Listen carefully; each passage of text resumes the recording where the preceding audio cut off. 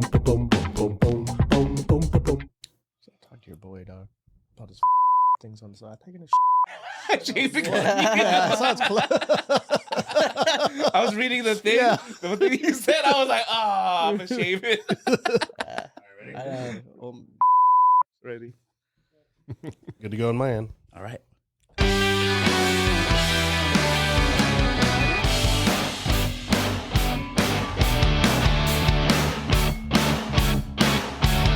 What's going on, everyone? This is brewpac.shakur, a.k.a. Vice. Yo, what's up, everybody? It's Art. And this is Brian. And welcome to the Brewing podcast, where we're creating community connections through casual conversations. Episode 36. 36. This is our Wu-Tang episode, 36 Chambers. Please do us a favor and subscribe to the channel, our YouTube channel. It does help us out, the road to 500. On today's episode, we have Justin Lipford. Justin is a Chula Vista local, director of community engagement, and hope dealer. Let's welcome Justin to the show. Yeah, welcome. Welcome aboard, Justin. Thank you. Appreciate that pronunciation, Jason. Lipford. Let's cheers to that. So let's open for our drinks. All right, cheers. Yeah. Snappy. Snap. We got a Green Flash Brewing Company, hazy West Coast IPA. Don't you hate that when like the thing breaks and then you're It's the Can't Lord open it. telling you. Oh, Cheers. Gotta quit. Oh, you want to cheers. As long as I've known you, you've been a fan of the liquids. Yeah. I'm talking to you, Art. Oh, yeah. I actually have cut it down quite a bit though. Actually, What? I usually just drink here for these podcasts and like Monday very through Sunday. sporadically. Yeah. Okay. Yeah. Good, man. Social drinking. It's fine. All right. Before we get to our guests, we like to read testimonials on the show. These come from our community members, taken from either conversations, comments, and or direct messages, aka DMs. DMs. This testimonial comes from Dan Andonius. Congrats, bro. Next thing you know, you'll be hitting 500K, referring to hitting 500 followers on Instagram. Yeah. Thanks, Dan. Baby I like the steps. optimism. Thank you. Yeah, we just hit 1K this year, so thank you guys for the support. Oh, I didn't even know that. I told you that. I know. That's why I haven't been sharing as much. I was like, oh, you made 1,000? All right. All right, let's get back to our special guest, Justin. Let's get things going. Yeah. Justin, you are a Chula Vista hardcore Yeah, man. representative. I love South Bay, man, but I'm born and raised in Chula Vista. 46, born there in 1978. Lived there my whole life. For 1 year, I decided to move away. And me and my girlfriend, who's my wife at the time, we moved up to Normal Heights for a year. Okay. And it was tight, but Chula Vista's home, man. I mean, every ounce of Chula Vista just feels like a great place for me, and it's really taught me what I know now. Nice. Where was that one place that you moved? So Normal Heights, right off of Adams okay. Avenue. This is pre North Park popping off like it is. So this is probably about way back when. Yeah, probably about 16, 17 years ago. Oh, wow. Still a dope place to be, man. Yeah. But yeah, it was cool, man. But It's different. it is different, bro. In Chula Vista, for me, it's like the summary of why I love it is so vast, man. We're literally from the bay to the mountains, so it's the second biggest city in San Diego County. Oh, I didn't know that. Whole ton of diversity. I grew up in West Chula Vista. I went to school in East Chula Vista to a school called Bonita, and Bonita at the time, it was a real diverse school, man. So it's cool. A lot of the relationships and the way I view community has kind of come from that perspective and that environment. So you went to Bonita Vista High? Yes, sir. Wow, the Barons. The Barons, 96, Nice. dog. 96. What's up? So let's talk about high school then. Yeah. Were you part of any like extracurricular activities? Yeah, I played football. Oh, wow. I played football and that was cool. I got injured a lot though, bro. But I was like a football captain. That was kind of sick. What position? I was an outside linebacker. Oh, nice. Okay. The So that explains all the defensive injuries. side, okay. Yeah, it was just always injuries, man. And Yeah. I played soccer as well, but not in the high school. But nah, man, for me, school, I was like a C student. My parents didn't necessarily like emphasize school. They just emphasized hard work. My dad's blue collar. He had a small business, so I was working with my dad. Any breaks, any summer breaks, spring breaks, after school, I was always working. So I really, really adopted like the blue collar working ethic through that experience. But yeah, bro, even when it came to college, dude, like I didn't take the SATs. I didn't even know about the SATs. I just knew to graduate, right? Like I just have to do this to graduate and And yeah, that was an interesting journey. Let's talk about football, and then we'll go into working with your dad. What did you like about football? Yeah, I was a captain, man. But I mean, honestly, dude, like I didn't play Pop Warner. I didn't do any of those things. I played a lot of street ball. And then my friends would always say like, "Oh, dude, you got to play." So I played, and it was cool. Like I enjoyed the hominess, the camaraderie. Yeah. I enjoyed feeling like I was something or was a part of my identity walking around school. Like that was great for the ego. But Part of the jocks. yeah, part of the jocks, right? Like we're always searching for that identity, right? Sense of belonging. Yeah, for sure. But yeah, it was just like a small blip in my world, I was, if anything, school for me was like my main focus, my main hobby was customizing cars. I was part of a car culture and a car club, and had friends that were part of cars. In fact, one of my better friends, his name's Pablo Rios. We went to high school. He actually is the dude that started Barrio Dog. What? In Logan, right? Actually, it just closed down, unfortunately, man. What? Yeah. But What was that? Like it was a gourmet Mexican hot dog, and it was done in the theme of the lowrider culture. Oh wait, no, I think I've seen that. Yeah. It was popping, man. He did an amazing business, man. He helped out the YMCA a lot. He was actually one of my first community partners to step up financially, so it was tight. Any plans on opening back up? I talked to him. He had opened another store in San Antonio, another Barrio Dog in San Antonio. So right now he's just really trying to decide what's the best business route for him. He's opened businesses throughout his career. That's kind of his thing. He's an entrepreneur. So when he comes back to San Diego, we'll touch base and see what's what. Nice. Yeah. So Is he still at the Stadium? park? Yeah, the stadium. I don't know. I didn't ask him that because it was all via texting, and I didn't want to overwhelm him. Yeah. But I don't know what's happening to his business model here in San Diego. But I will say, what a great example of someone that stays community oriented and is just down to help. Here's a little thing that I loved. I learned from him when we connected on the YMCA business tip. We went. I showed him some apartments. I showed him the impact that we do, and we hung out for 2 hours. And any small business owner, you know, like every hour is spoken for. Like you're super busy.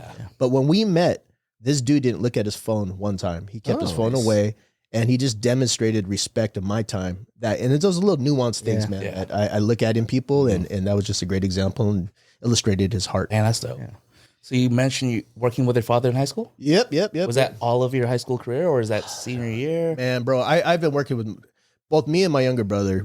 Like I said, my dad has a small business. We were working after school like every day. We would go sweep up the shop. And as I got older, we would do more things. So he was a glazer. So that means he put glass and mirrors up in people's homes and businesses. Nice. And, this is circa in the 90s. And in the 90s, there was a big aesthetic of mirrors being in people's homes. So every house had mirrors, right? Like wall of mirror. Wall of mirrors, for sure, brother. So I was helping him put up walls of mirrors all throughout the county.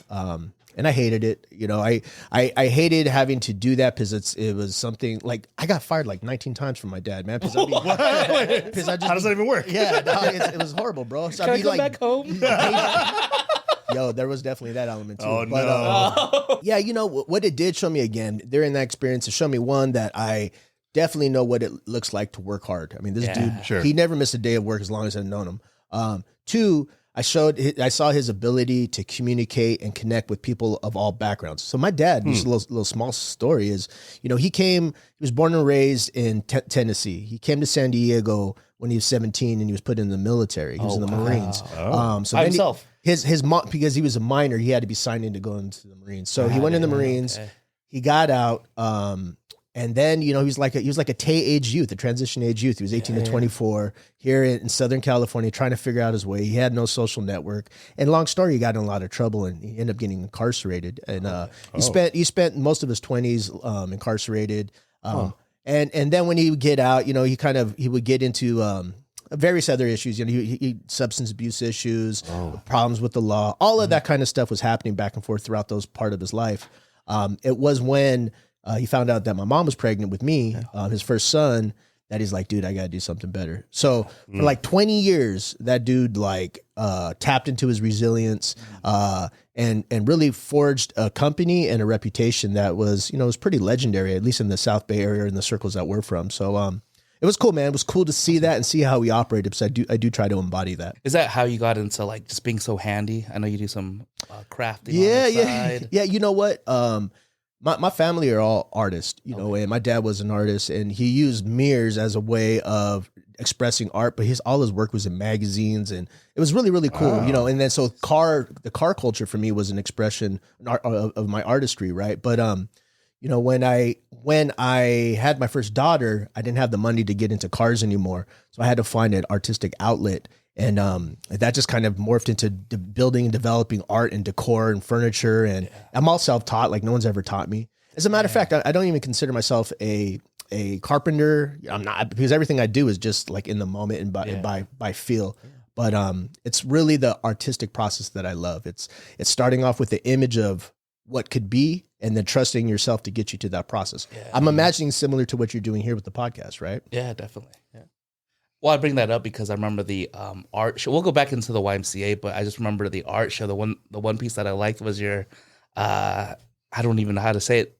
You can put your hats on there. You know, what I build is functional art. Yeah. So I'll build something. I love, you know, sculptures, whatever it might be, but then I'll add a spin to it to where you can use it in your home and put a hat on something, or have a coffee table that's super triffy. You know, it's just all expressive stuff. Okay. But it has a function, but it also aesthetically pleasing, right? Yeah. Well, to me it is.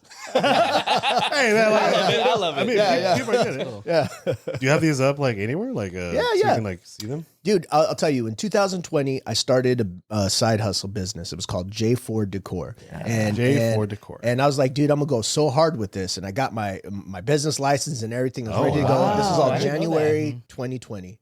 And then everything. Right? You know what I'm saying? Right. But I will say, throughout that first 6 months, I hustled so hard in connecting with people. Yeah. Everyone was working from their home, so I would build office furniture and studio furniture. So I just really leaned into that space and just found a way to create. And that was great, because all I was really trying to do is just make some side scratch and just continue to build. I had no ambition of starting that business and being my only pathway of income. But from there, my goal was to raise X amount of dollars so I could buy a lowrider. And I was able to. So I ended up buying this really clean Cadillac. It was an 89 Fleetwood. It's clean, dude. It's clean. Put a system in it. And throughout those COVID years, I was able to go cruising with my kids in the back car. Nice. Like, you know, I have a 14-year-old now and a 10-year-old, but at the time they were younger. And all we would do is cruise and bump music. Like, it was like 1993, dog. It was the best. Well, let's talk about family since we're on family already. Yeah. You and your wife met in high school? Yeah, so Sherry, my wife Sherry, we've been married for some time. I don't know the number, but because we've been together. So look, we went to middle school together. We graduated the same year in high school. Oh wow! But Sherry, to her benefit and her parents' benefit, she was really on a track to be successful. Remember, I said I didn't know about SATs. Yeah. That's not the case, dude. Like, she went straight to UC. High functional. So her father was in the Navy. Parents came from the Philippines. Yeah. Sherry was actually born in the Philippines, right? So, but it's very classic, right? Like, you will achieve. Like, achieving's not an option, right? So both her and her two sisters are very, very successful.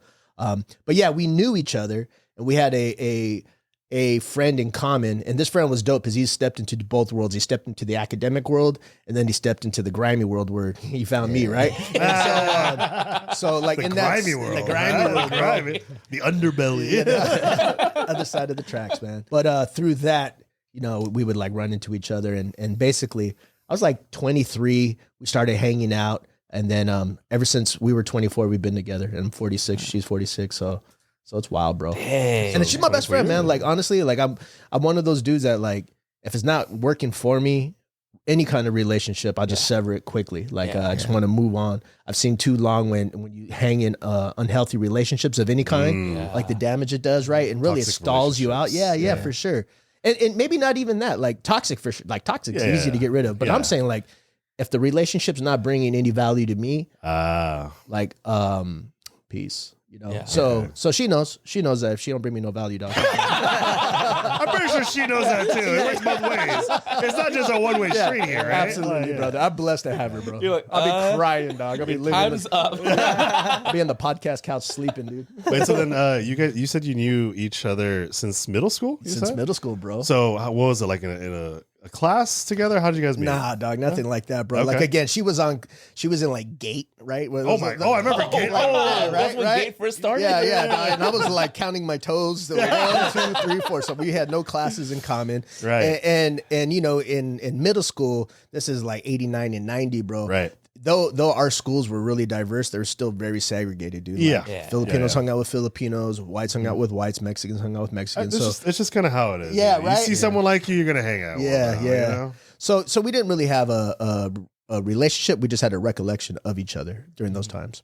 Okay, so then you guys were in the same middle school, so you guys knew of each other. Yeah, yep. So then, where did the collision happen? Yeah, where did you? Would you ask her out? Yeah. Well, like after we graduated, actually. After high school? It was after high school. Okay. We would see each other at like different parties or whatever. And same circles. Same circles. Okay.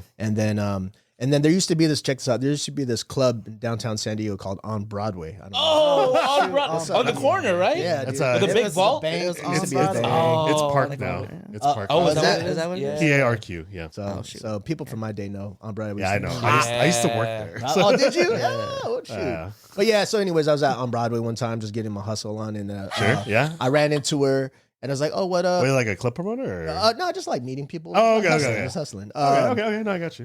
And then basically, I was like, "Yo, let me get you a drink," and I bought her a shot of Bacardi Limon. I was like, "I don't know any fancy drinks, bro." I was just like, "Whatever, dude."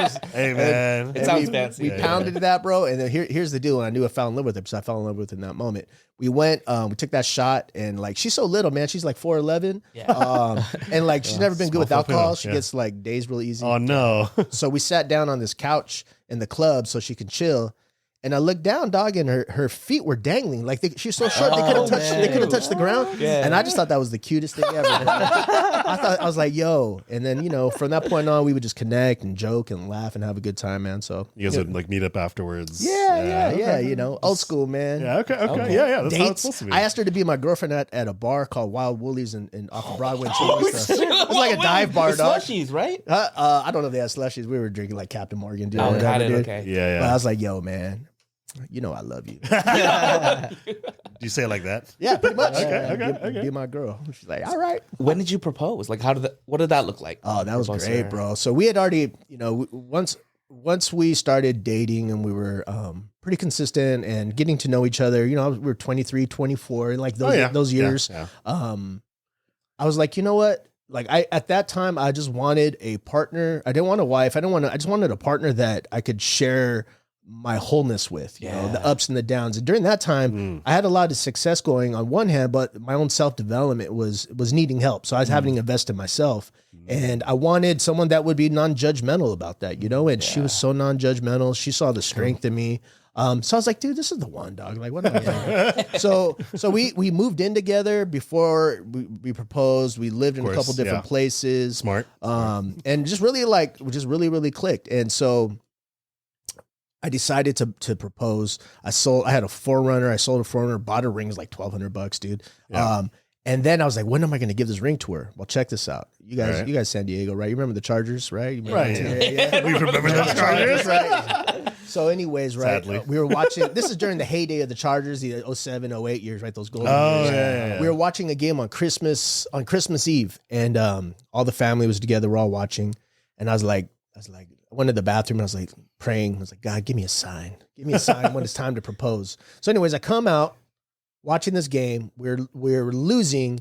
But anyways, it turned out to be a Hail Mary from, I want to say it was Drew Brees. It might have been still Phillip Rivers to Vincent Jackson in the end zone. Okay, yeah. It was against the Seahawks, I believe. He dove and caught it. And I was like, yo, dog, that's the sign. That's the sign. Yeah, we're losing. He got his miracle goal. All right, let's go. So I was like, yo, you want to be my woman for life? Did you say it like that? Really? No. Okay. I was like, I got on my knees and did the whole thing, man. And so we've been tight ever since, man. 2 kids, again, it's I get to have the relationship that my parents didn't have, and many of my friends did not have. Right. But it's cool because the line of work that I've been in for the entirety of my career in helping folks, I've been exposed to so much like positivity and great knowledge of what a healthy relationship could look like. So I've been able to instill that, man. And now we're just partners raising these kids and trying to do the best we can. We're growing old together, and she's my rock, man. Living the dream. What's the most rewarding thing for you for like having kids? Oh, the kid route? The kid route. Because I didn't, kids wasn't really something I wanted to do, nor did she. Wow. So when we got together, we were like, let's just do the traveling, just live life, right? Yeah. Right. But then all her friends started getting knocked up, bro. So I'm like, oh, she's getting jealous, like in a healthy way. Like, oh man, am I missing out by not doing that? Okay. So we're like, you know what? Let's do this. If it's meant to be, we'll give it a shot. So like, she's like on birth control, so she stopped taking birth control. Yeah. Okay. And my dog, month one, baby. Month one, bro.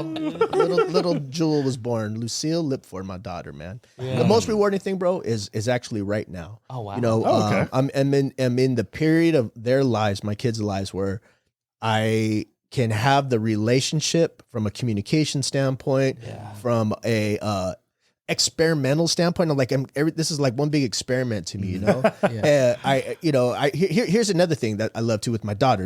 I'll get into my son. My daughter is so unique. She's so fierce and intelligent and savvy and sassy and strong. Where'd she get that from? You know what? Honestly, that's a great question, man, because it's not my nature. Oh, really? And it's really not my wife. She's really like her own soul. Oh, and okay. I've always been pretty unique myself, but for me, I wanted to give my kids the space to grow and be who they are without any kind of judgment, right? So, so I, like from the onset, dude, with my kids, like I'm fully transparent with them. They know everything about me. I try to model in the moments on how to be like that way with others, so they can like fully be who they are with my kids. Like even from the onset, I would say like, hey, do you have a crush at school or whatever? Like, I said, is like a boy or is it a girl? They're like, why you say that? I say, hey, because it doesn't matter, yo. It doesn't matter. Like I wanted to like model that from the onset, right? Yeah. So be open, yeah. And so I think the most rewarding thing now is with my 14-year-old, I can ask her questions about things that I'm wondering about life, and she gives me such great feedback. And it's just so cool to see her starting to imagine what her world's going to look like and what her place in this world's going to be. I'm like, dude, that's dope. Like, I didn't really have that. For me, my father just wanted to make sure I could live to be 18. That was his frame of reference growing up and kind of the harsh realities he lived in. So he's like, dude, if I can help my sons be 18, then they'll have a shot. For me, I'm like, heck no. I know my daughter's going to be a queen, bro. She's going to be doing so many wonderful things based on whatever she wants. Right. Yeah. But with the 10-year-old, the boy, now this kid I love, man. This kid is sweet and cuddly. Like, he gives me hugs, lets me kiss him. I love it, dude. His hair too. Yeah. It's all Can you describe it when I text you? I was like, it reminded me of the movie with Charlie Sheen. Yeah, Wild Which Thing, movie? dude. Major League. Yeah. So maybe hairstyle he gets from me, right? But like he has like shaved sides. He'll have mohawks at times. Sometimes he'll look like Theo Von. They have like a mullet. Bangs. He's always wearing hats. And this poor dude, That's right? Cool. He's blind as a bat, dog. And we didn't know that until he was 5, dude. So like first 5 years. Literally blind, or just he needs glasses. He needs glasses. Okay. Thick glasses too, dog. Oh, Dude, like thick Coke bottle glasses. frames. Bottle Yeah, frames. gotcha. Right, like when he looks up in that angle, his eyes like that big, you know what I mean? Damn. Yeah. Is he gonna watch this episode? Yeah, he's catching strays. He's catching strays. I give it to him to his face. No. But he's He the needs to type be of humbled. dude- It's okay. He's the type of kid, man, that like he's very shy in nature, which I'm very shy in my nature. Yeah. He again, he's real sweet. I consider myself to be real sweet. And he has this quality that I don't have, and I've seen it through baseball. We put him in Little League 4 years ago. When he first started playing, he dreaded it. He would cry. He didn't want to do it because he didn't like the performance aspect and it was just the attention because he's so shy, right? Yeah. Right. But what I've learned to see in him is his ability to focus and dial in. He's a pitcher, and dude, he'll be up there. They'll call him to go pitch, and he's so calm and he's so smooth, and he'll pitch. And I'm not saying he's the greatest pitcher ever, but in those moments, he finds this sense of self that I'm like, dude, you're a G, bro. You have it, man. Like if you could dial and tap into that, like I never had that. So it's just great to see, man. It's great to see my kids becoming their own selves. That's cool. So would you say your son takes after you and your daughter takes after your wife then, or? Because usually kids like they usually take one after the parent. Or? I see more of myself in my daughter. I see more of her in me. Okay. Just she is a adventurer by heart, and so am I. It always sounds like neg when you say you don't follow rules. Yeah. But like I don't follow rules unless I believe thinking outside the box. She's the same way. That's like fine, she's like, if it makes sense, she'll do it, and I'm cool with that. Right. My son, like his mother, can get like very, very dialed in on something. Like his mother is sweet and giving, will give you whatever. So I think it's kind of mother son, father daughter type thing. Okay. Let me go back to your daughter, because this is I just sent you a DM. I know that.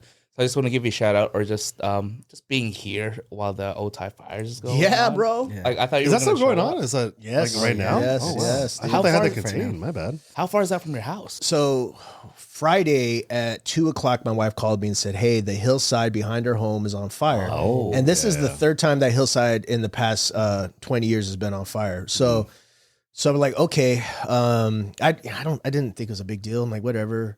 And then I started seeing photos. I'm like, what the fudge? Like, this is is wild, looking- dude. yeah. Yeah. So I had an event I had to go to, and I had to skip that event. And so I went straight home. And as I was driving home, I was kind of coming from like Claremont Mesa. And as I was coming home, you could see the clouds off in the distance. Yeah. I was like, whoa, this is wild. Turning. So by the time I got to where my house was at, I mean, dude, you can see the flames. I'm like, oh, this is even crazier. Like So visually, you could visually, without So without it binoculars. was 5 miles from my house, bro. Oh, yeah, that's real close. I mean, it was intense. Ashes in your backyard? Ashes everywhere, dude. Ashes everywhere. The glow of the fire lit up my street, bro. Like it was nuts. And so like, there's a concept of or we had to evacuate, right? So we got a call like at 3 a.m, like the on the phone, right? Emergency. And then so we packed up and I took him to her in-laws house, or my mother-in-law's house.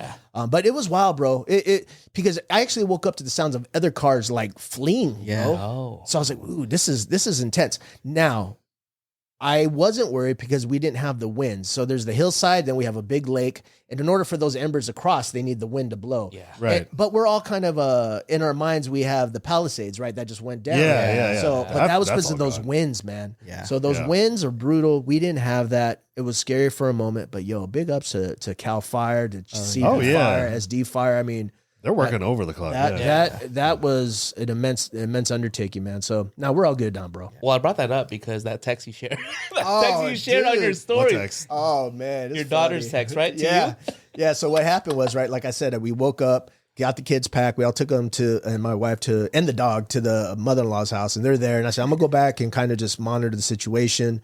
Was going back, and I get a text from my daughter. She's like, "Dude, can you please go into my room and grab my fake eyelashes?" I'm like, "Yo, the house is on fire. You want to go she's grab 14. these?" Yeah. I said, "All right, fashion first. I'm down." I mean, like I can see it in her mind. You're there already. It's not that bad, for sure. I guess. For sure, but it was cute. It was incited to my daughter, dude. She's super cool. That's funny. It's like fire over there. It's like, hey, can you just get my? Yeah. How is it now with the two cultures coming together? Your family, like, Yeah. is there any like similarities that you kind of see? For me growing up, so my mom is Mexican and Yaqui Indian. I didn't know that. Her dad came to the United States in World War II during something called the Brosetto Act, where the United States provided citizenship to migrants who were going to do like farm working. Oh, yeah, right? okay, So that's how era. my grandfather came down here. And then he met my grandmother, who's Yaqui Indian. And it's a funny story is I remember trying to like understand the history of that side of my family and asking my grandma like, yo, when did you guys cross the border to get here? And she kind of gave me this like, dude, you dumb dog. Like our families lived here like way before there were borders, dude. Like we are like we were native. here first. Yeah. I was like, oh yeah, that's right. Put So, a native, so I got that American, side of the house, but my father's Caucasian, man. He's a white dude, Mountain City, Tennessee. Oh, Came okay. out here, married my mom. Right. So in my household, we had this blended culture. Right. And my family's actually, if I had to define what my culture was growing up, it was more of a Christian faith. It was apostolic faith, which was kind of like a Mexican old school Christian type vibe. Yeah. Okay. And so like a religious base. So that was really my upbringing. It wasn't necessarily leaning in hard to any of the cultures. But fast forward to my wife. I mean, like I said, born in the Philippines, parents Filipino. Catholic? Catholic. Okay. Yeah, all of that, right? Like I went to my first Catholic church. That's cool. It's only 1 hour long, bro. Like, I'm like, yo, I could do this, right? 1 hour long. Wait, compared to what? Like, church? I'm talking church growing up, dog. We go in at like 7:30 for Sunday school, and then 11 o'clock. Which faith is this? It's apostolic. Oh, apostolic. Okay, Yeah, I missed that. Sorry. So we be out by like 12. Then you got to wait with your parents as they socialize until like 1:30, Right. 2 o'clock. And by then, like football's already started. It's over. I hated it. Your whole morning and most of your days. Yeah. But like navigating now, right? So again, I think I'll focus on my daughter because being 14, she's in 8th grade. Identity is such a big part of their current state. Yeah. And usually people lean into initially like, well, what are you, right? Are you Mexican? Are you white? Whatever. So my daughter is comprised of being Caucasian, Native American, Hispanic, Mexican, and Filipino. Right. Yeah. What And I all love, that. bro, is that my wife's family does an amazing job in really teaching and sharing the culture with my daughter. So she's done an amazing job. She's in cultural dance now. She's really found a space where she loves in that space. So I love seeing that. But in our home, I mean, I think we're a pretty Chula Vista culture home. Yeah. You know what I'm saying? Like I don't if I can relate to anything, it's growing up South Bay culture, man. So that's what my kids are getting, which is a lot of love, a lot of yelling, a lot of cussing, a lot of laughter, a lot of Well-rounded. Well-rounded, bro. Yeah. On the Filipino side, top 3 favorite food. All right, Doc. Menudo is I only eat red meat. I don't eat seafood. That's fine. I don't even like chicken. I'm not really into pork. Yeah. So anything that has like red meat in it. Machado is just like beef, right, with the sauce. I love that. And then outside of those two, then there's that dessert that I really like. It's like a sticky rice. Bibinka? Babinka. Oh, okay. Yeah, doggy. Okay. I love bibinka, bro. In fact, I like it so much that my mother-in-law always makes me like my own tray. Wait, a whole how like big my a whole tray? thing, dog. I mean, That's how she shows love, though. oh Yeah. It's a whole tray is a lot to a say. whole That's tray's a a lot, lot, bro. yeah. You know, I'm trying to get ripped, bro, and it's you know what I mean, man boobs. I don't like any of those things. No, dog. you cannot be on a diet with Filipino food. You have to cut that out. It's hard, Yeah, man. dude. You know what's cool too about my family? I'll leave it with this is that my wife has 2 younger daughters, but they're all like 1 year apart, so they're all basically the same age. And then they have a cousin, another girl cousin, who's within that age range too, and they're all like best friends. Yeah. Oh, yeah. All of their husbands are like my age as well, and we're all homies, dude. So like, in fact, my wife's sister's husband is a dude named Reggie. Shout out Reggie Garcia. He's the DJ. Yeah. So Reggie comes from my side of the tracks, dude. So it's so cool to be able to like have in the family nucleus like a homie. You know what I mean? Chop it up. And Chop all it that. up, and other things. But yeah. That's cool. Let's get into the social services side because I know you spent 25 years. Yeah, dude. You started off with South Bay. Mm-hmm. Can you share us that experience? So you went from before getting to South Bay. Where were you? Oh, dude. So look, like I said, I wasn't really going the college route, but I did go to a community college, Southwestern College. Hey. I signed up like the day before it started, right? Like I did. Sounds like Justin. Yeah, like I did the tests. You know, I remember I did the test, and then specifically the math test. I did that test, and when it was over, I was like, yo, I killed that, bro. I'm a freaking genius, dog. Yeah. When I got the results, I was in this math called Math A. Math A, what does that mean? That's probably like the brilliant ones, right? Yeah. And I remember I 'Cause walked it's into the top A. I was like, oh man, I'm gonna be like with all these smart people, right? And I walked in and I looked at my classmates. I'm like, oh, this is definitely, this is definitely not what I was thinking. Yeah, just I was judging the cover of the book, and I was right, dog. But yeah, so I'm in school. You know, like my first semester, like everyone when they first in community college, like you drop out or fail or whatever. I had that issue. I went back again. Right. And then what I would do during school is I wouldn't go to class just like it was high school, and I'd end up like hacky sacking. And I had a bunch of homies that we would just like hacky sack. Oh my God, and hacky kick sack. it. And then like in this circle, this one cat came up and he's like, yo, I just got this job. I'm doing this thing called street outreach. And I'm like, yo, what is that, man? He's like, bro, we just go out into the streets of South Bay and we connect with the other youngsters. And if they're experiencing hardship, we just invite them to come to the organization, to the drop-in center, right? Or whatever. Wow. I was like, bro, I've never in my life wanted a job that had purpose, but this has purpose and I'm down, bro. Yeah. So how can I get my foot in the door? And long story short, I got my foot in the door at this organization. At the time, it was referred to as South Bay Community Services. Now they just go by SBCS. Yeah. You know, so I'm in the door.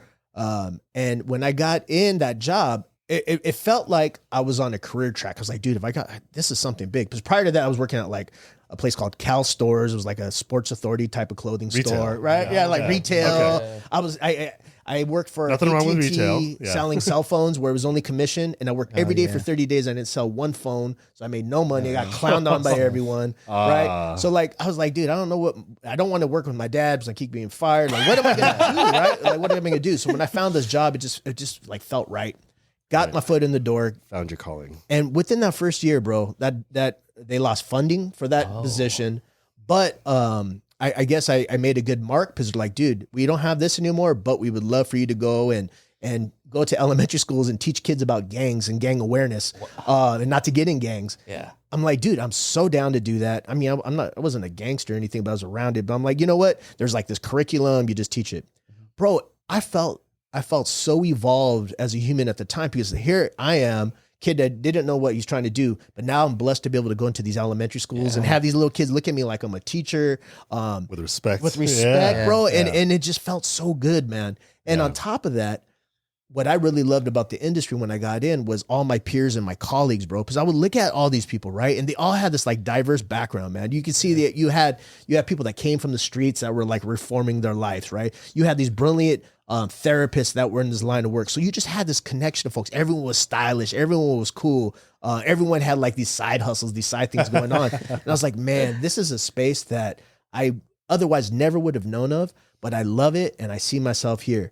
And basically from that point forward, I was like, I'm just going to keep doing everything I can. I'm going to work hard. I'm going to do the jobs that no one else wants to do. I'm going to be great at everything I do.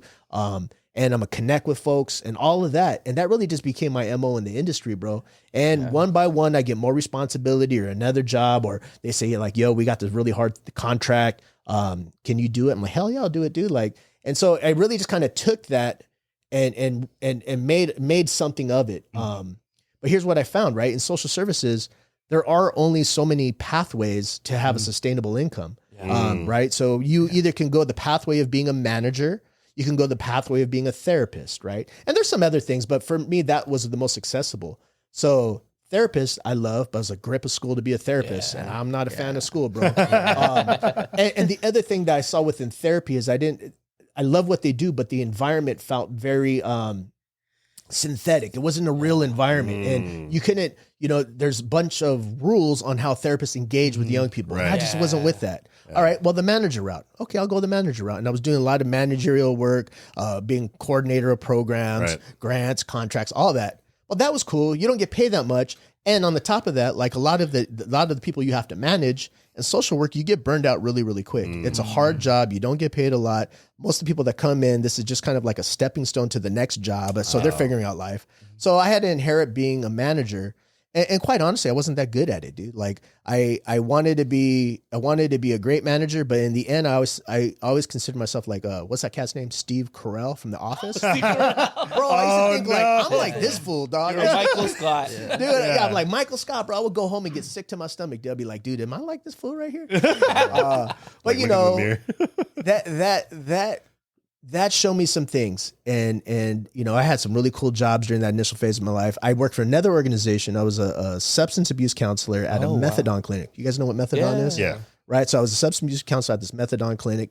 Clientele at this clinic is like 99.9% folks that have been incarcerated or on parole. Right. So, like some some hard folks, man. Yeah. But bro, in that environment, I excelled, man. And in that environment, I really learned the ability to connect with folks, because if you can connect with someone that has deep pain, deep trauma, kind of masked by anger and bravado, but create a space to where, like, bro, I would be crying with my folks, man. Like just talking about the pains of being addicted, the pains of being in cyclical poverty, right? Yeah. Right. So from there, man, I was like, you know what? Let me take the skill set and continue to polish it. I got a phone call from someone that works at the YMCA, and they're like, look, we kind of knew each other for some collaborative work. Like, check it out, man. If I get this opportunity, I'd like you to come from this organization to work for me at the Y.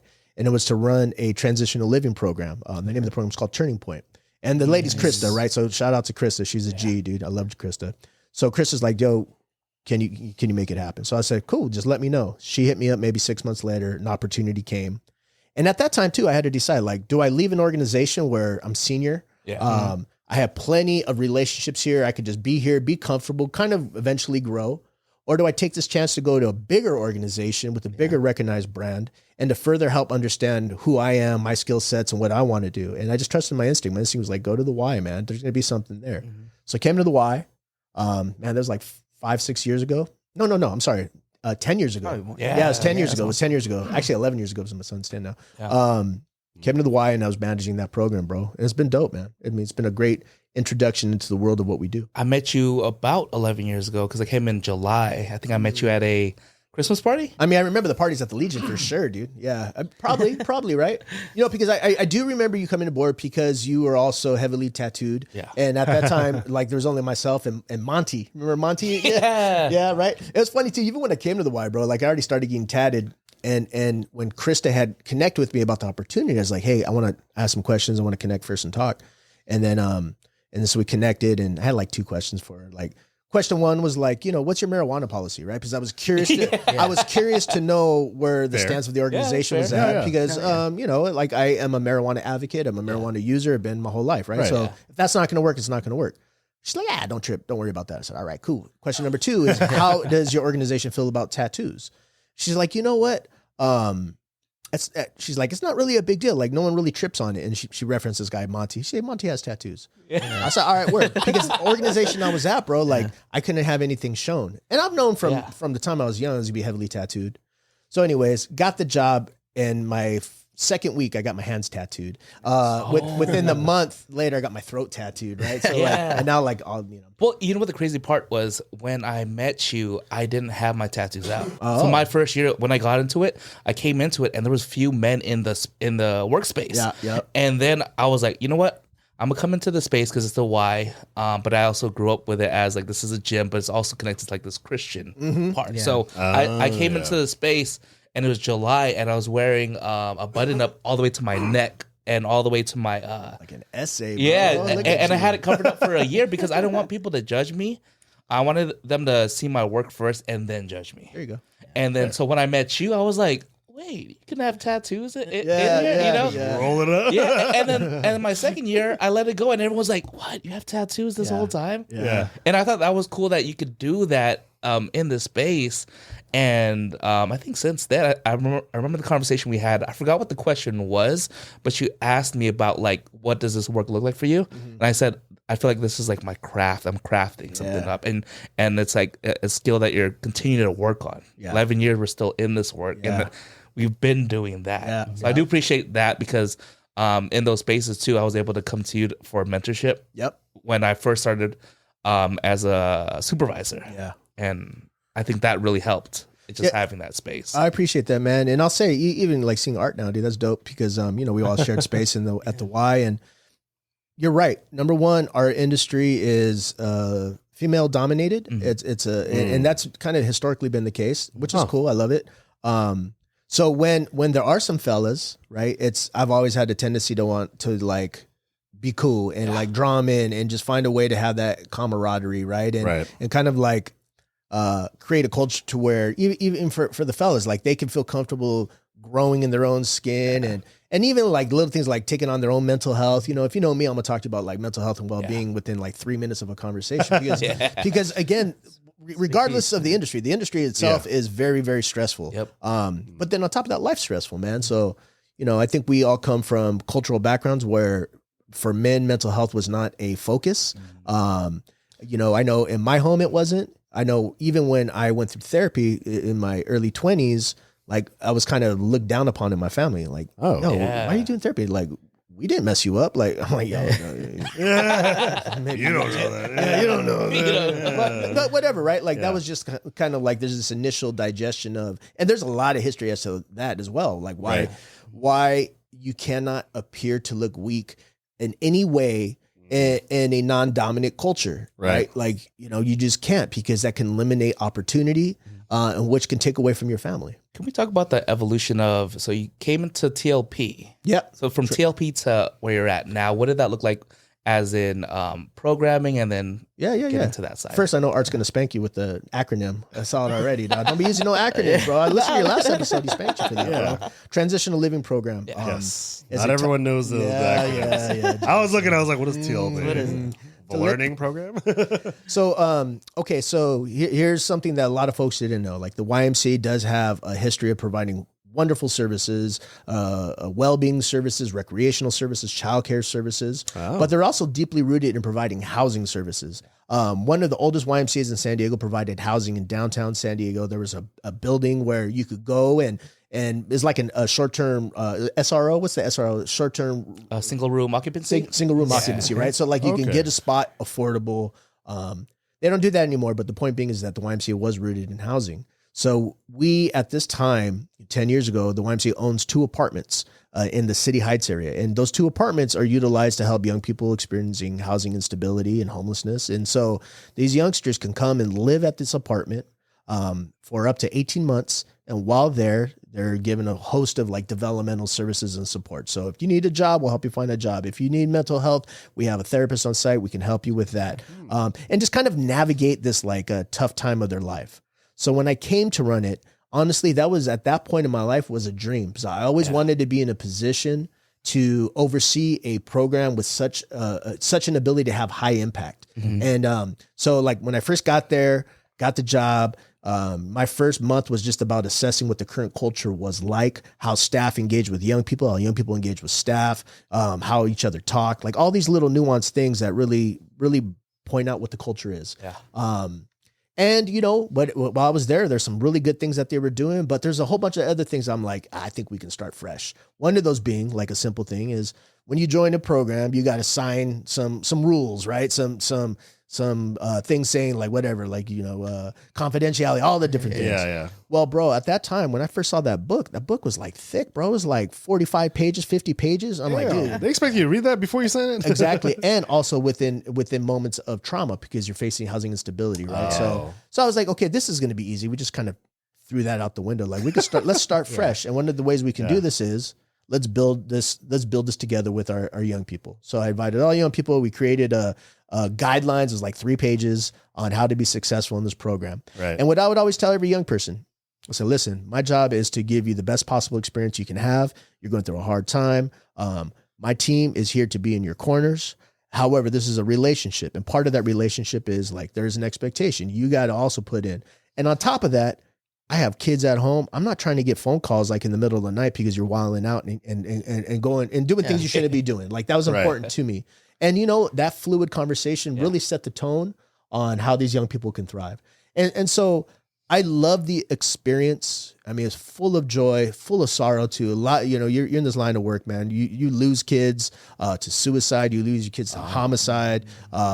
You lose your kids to cyclical poverty. And, you know, it just a lot is constantly happening. So it takes a toll on you. And I think for me, I was able to give it 5 great years.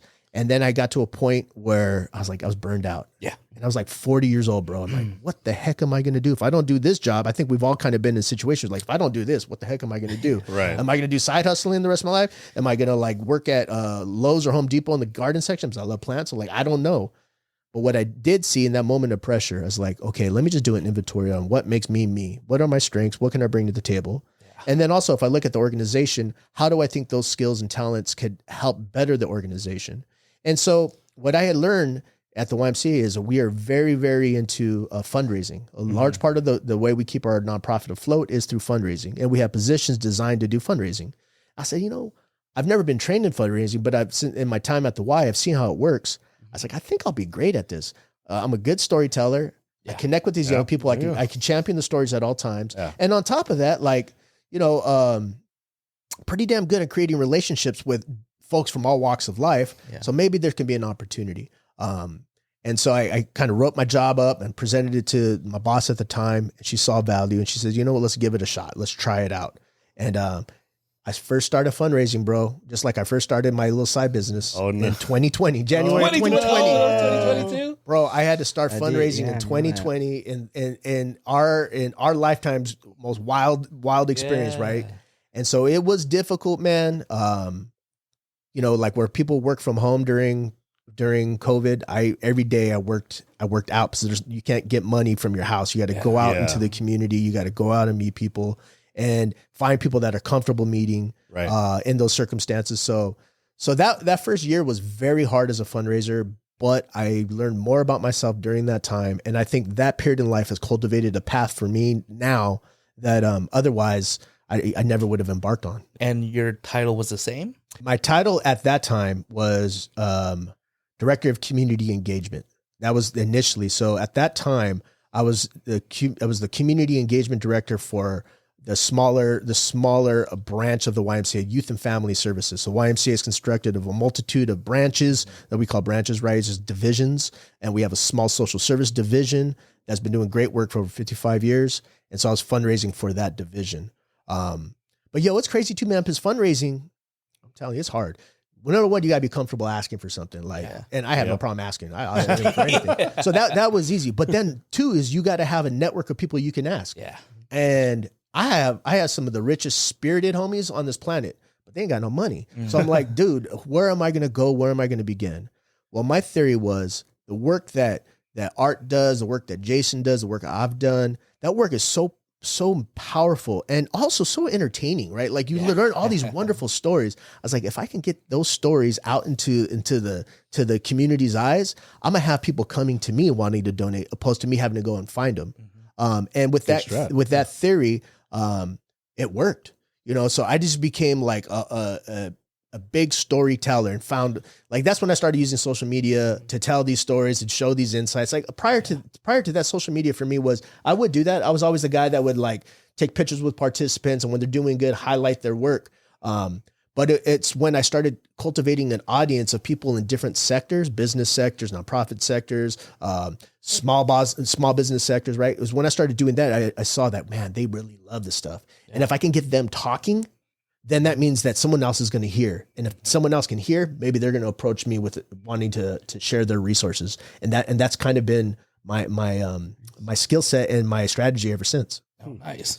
Let's go back to burnout. Yeah. Because there's this one conversation I still have, and I still remember the conversation that we had around shelf life. Yeah. Can you dive into that a little bit more? What that looks like? Or shelf life. The shelf life. Yeah, man. Well, look, dude, I think with every type of job, every type of industry, every type of relationship, there's all shelf lives on it, bro. Like we are energy. We're electrical beings, right? Yeah. So like you can only give so much, but when you're in something that not only you're giving, but it's taken from you, it's taking some sanity, it's taking some of your spirit, it's taking some of, it's creating stress. Like that just furthers the case that sooner or later your time's going to be done. And I found it's healthier to accept knowing that, hey, I can only give so much time in this role. So I've always been upfront with folks. Like, I'll give you like 3 solid years. Year 1, I'm going to be figuring out. Year 2, I'm going to be killing it. Year 3, I'm going to be looking for my next opportunity. Yeah. Like, that's just how it's going to be. Mm-hmm. And I think when it comes to the social services line of work, all of our workers would be healthier in accepting that fact. So like, I would ask if any new coming person into the industry, give it 2 years. Yeah. Year 1, learn it. Year 2, give your best. And then if there's opportunity, go, but don't settle in one role, especially in your 20s and in your 30s, because you still have so much like energy to want to get out there and want to do good things and want to hustle. So I just think it's an important like anecdote to consider is that you be prepared to give as much as you can, but also be prepared to know that this is not finite. You will be moving on. Yeah. So jumping back to your current role, what opportunities did that bring? Like the people that you got to meet or like the things that you got to do in this role? Yo, bro. So I'll tell you, it's crazy, man. Like, I remember I started fundraising. It was the middle of like beginning of COVID and the pandemic. And, I would be like basically what I did is I went and I wrote a list of every single person I know. And I put a scale on them. Like, do I know them like really well? They're a 5. If I just kind of know them, have a loose relationship, they're 1, and everything in between. And then I kind of like analyzed it, and I just reached out to every single one. And I would reach out to them, and I was like, dude, I got to come up with some kind of gimmick to get them excited to help me raise money. Mm-hmm. So I started this thing called Hood Heroes. I was like, yo, do you want to be a hood hero, dog? You down? It's kind recruitment, of, yeah. You want to get jumped in? You want to get jumped in, fool? And so I would reach out to folks, and we sit down to talk business, and I'd be like, yo, here's this thing called Hood Heroes. They like giggle and laugh, but it kind of like match my aesthetic, I guess, right? So they're like, oh, it makes sense. It's on brand. And so basically folks would just like be a part of it, and then they introduced me to folks. So anyways, check this out. One day I'm at home watching Judge Judy, dog. during pandemic, Judge Judy is the best TV ever, dog. So daytime TV is amazing. You're not the first guest that's bro. Shout out Judge Judy, dude. She's a. Those cases are crazy though. How can you take someone talking to you the way she talks to you? Like I think I would. They wouldn't air my episode, dude. Don't talk to me like that, lady. That's beside the point. Yeah. So you're watching Judge Judy. I'm watching Judge Judy. And I get a phone call, right? And I pick the phone. Hey, this is Justin. How can I help you? Hey, hi, Jesse. This is Jerry Navarra. We have a mutual friend in common. He told me what you're doing through this Hood Heroes thing and to help young people get off the streets. I'd love to be able to help. And I'm like, oh, told my wife, yo, dude, it's freaking Jerry Navarra. Jerry Navarra is the dude that owns Jerome's Furniture. So like we've seen him on TV forever, right? Oh, the actual Jerome. Yeah, Wait, Jerome. He's not Jerome? No, he's Jerry. That's his Jerry, AKA? yeah. Okay. Yeah, dude. So I was like, what? I was bugging, dude. I was like, this is crazy, dude. I was even telling, I was like, bro, I've been watching this since I was a little kid. I saw the commercials. Yeah, I saw the commercials, dude. And so he became a friend, man. And that was just like one of those examples of like people networking. Oh, we're 2 degrees from Jerome. Yeah. Jerome, Sorry. Jerome sponsor the pod. Yeah, you made friends with them, they donated to the apartments. They love that. donated to our solidarity journey. So yeah, man, like, I mean, there's a lot of these kinds of like circumstances, but I feel comfortable knowing that I can look on my phone, bro. And like, I have, very, very beautiful relationships from diverse areas, man. I got relationships with like most politicians here in San Diego, like a text and connect and laugh and joke. And I just am who I am. With most media outlet folks, I have friendships with different folks in the media, right? A whole vast business sector folks. And social service world, so I love knowing that, but only reason that's even like they're connected to me is because they know what I'm about. And I've always been about giving people a chance, however that looks. Like I firmly believe that my time on this planet is really about helping others. And I lean hard into that. People trust that. And from there, we were able to do really cool things. That's cool because I look at it as like, man, Justin's kind of going off-roading with this social work thing. Like, and I think that's the part where I'm like, oh, we can do that. Okay. We can do that. Like, I didn't know that. Yeah. It's funny you say that, man, because again, I don't ask, dude. I just do in a respectful manner, right? Yeah, like so in my time in my, like this chapter of my career of doing fundraising, it's been really awesome, man, because I've gone from being the fundraiser for like a region of the YMCA to being in the corporate office. I've advanced them in the corporate office, and I'm tasked with raising money. I'm tasked with being a cultural ambassador of the Y. I'm tasked with ensuring that the organization is looking at best practices regarding staff well-being. Do a lot of things around that, right? So Jason's comments on my, like I do bike rides for the community to be a part of. And so in doing all these things, I find that like people love the fact that I'm kind of a free spirit, free bird, and I just kind of stick to who I am, and I don't try to do anything. I just do, and people respect it. So even in the corporate office, bro, everyone's wearing suits, dog. Like I'd be dressing outlandish, you know what I'm saying? Dude? Like somebody else wear short. I mean, it just doesn't matter to me because it's not. Those are old qualifiers of being a professional in my world. To me, it does come down to your work ethic, to your consistency, to your responsiveness, and really to your desire to bring value. And that's what I'm made of. And it's cool seeing someone that looks like you doing this work and modeling it. So that's the cool part. But I know you talked about the solidarity journey. So what is that, and how did that come about? So we at the YMCA have an annual campaign referred to as the Solidarity Journey. The Solidarity Journey is a fundraising. It's a fundraising campaign. It's also an awareness mechanism for young people experiencing homelessness. So I've been connected to youth homeless work virtually all my career, one way or the other. And throughout that period in time, the thing that always struck me is if you have a conversation with your average common San Diegan, not connected to the work, but just in general, and you talk about young people experiencing homelessness, for the most part, they're clueless. It's an issue you're not really, unless you've experienced it yourself, you're not really connected to. And so throughout the years, organizations through collaborations have trying to do work to be able to create that awareness and bring that light to the issue. And I was like, I think there's a opportunity to be innovative in that space. So 4 years ago, myself and a team of folks, we got together and we designed the Solidarity Journey. Solidarity Journey is basically starting at one point on the map and over a series of days, walking, bike riding, and taking public transportation to get to the next point. So we'll start off in Oceanside, and over 3 days, we'll make our way down to the border. And while we go, we'll spend the night at different YMCAs and have community rallies for folks to come, learn about the issue, learn about the why, and learn what the why is doing with that issue. So it's a really cool thing. The first year we did it, my theory was, if we do this and we get the media going, we'll find new donors that want to invest in our work. And sure as Shinola, we got to a place to where we had a donor come say, hey, I saw you guys on the news. I'm really interested in this work. Cool. Yeah. And we ended up getting a $75,000 donation from that donor. And he's become one of my best friends in this kind of work. Wow. So every year we do this, my goal is to do something bigger and better or different and unique, not to do the same. And so, year one, we just did San Diego County. Year two, we started in Long Beach and then made our way down to the county. The third year, we started in at the border and we made our way up to Sacramento over 7 days. Wow. Super dope, right? That's crazy. And then last year, we just concluded in November. Last year was my favorite so far. We started off in Tijuana at a YMCA that works with young migrant youth. So we started there. We were able to highlight the work that they're doing. And then able to spend that morning, we walked 13 miles through TJ, got to the border, walked to YMCA in Santa Susana, it's called the Border View YMCA. And it was amazing. And, in saying all this, like, shout out to the team, right? Because you can have the ideas to do this and I'm kind of the driving force, but there's so much back end that needs to happen. So we have a whole crew. And on top of that too, I got my partner, David Baker, who is my buddy throughout the walk. So we kind of journey together. Can you talk about, let's go behind the scenes. Can you talk about like the toll that took on your bodies, or like behind the scenes? Like, did you have to tape up like your feet or things like that? Yeah, so you're literally walking. Yeah. Oh, It's walking, it's bike riding, and it's public transportation. It's kind of those three mechanisms. Right. This year we actually did more walking than we have.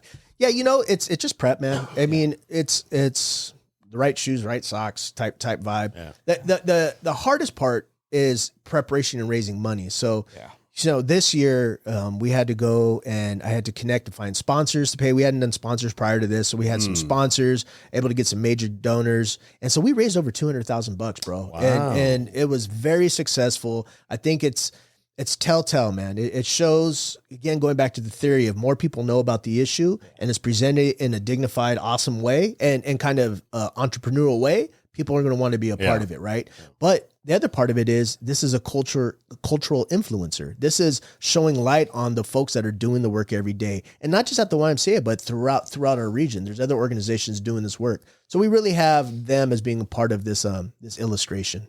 I know last year, so San Diego was hit with big rain, and it hit hard in the southeast region. Yeah, man. They had the floods almost a year ago. Yeah, and I know you were on the ground working with the community. So can you share that experience with us? Yeah, for sure, man. So January 22nd, 2024, man, is a Monday.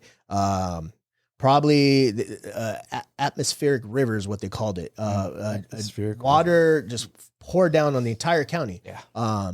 And in areas that had proper drainage and like the civic engineering and all that was working to get the water out to the ocean, people did well. But in Southeast San Diego, so Southeast starts on the west side from the Shelltown area and it goes all the way to really the 125 out through like Skyline. So it's a vast corridor. Big area. Area. So in that area, it got the waterways where the water normally would drain out had not been kept up. And as a result of this vast rain falling, the water rose from the canals and basically it flooded the streets. And the topography it's basically Southeast sits in a bowl. There's hill, Southeast, and the National City. So it sits in this bowl, all this water collected. And in a matter of an hour, several hundred folks were flooded out their homes. In fact, I knew a lady who had shared with me that I had asked her, like, when did you know that the rain was coming to the house? She said, I woke up with my bed floating across the room. What the heck? I was like, whoa, it's so quick. So that rain happens. Maybe you might remember some of the imagery on like Instagram, cars floating down, right? Like a trailer, right? Yeah, a trailer was it was intense. Yeah. So in that community, we have a YMCA location referred to as the Jackie Robinson Family YMCA. and we have a great team there. And so basically I had asked my boss at the corporate office, I said, hey, I'd love to be able to go and be a support, whatever that looks like, however I can lend a hand and be a representation of the organization. Please let me do so. Dude, go do it. And so when I got there, this is like the third day of the response, the disaster response. Like, it was so cool, man. You had this YMCA, and at this YMCA, you had around the table all these smaller nonprofits, bro. Like, when I'm saying small, like some are like 3 people, some are like 12 people, some of them just family organizations. And so you had this whole table of folks working together and being like, okay, we have to devise a plan.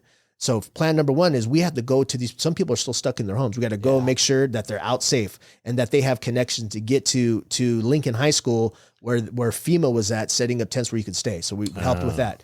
But then the next week, the biggest wave was all these homes were flooded. Water was on the drywalls, which creates the biggest enemy, which is mold. Yeah. So how could we go in and help these folks do what's called mold remediation?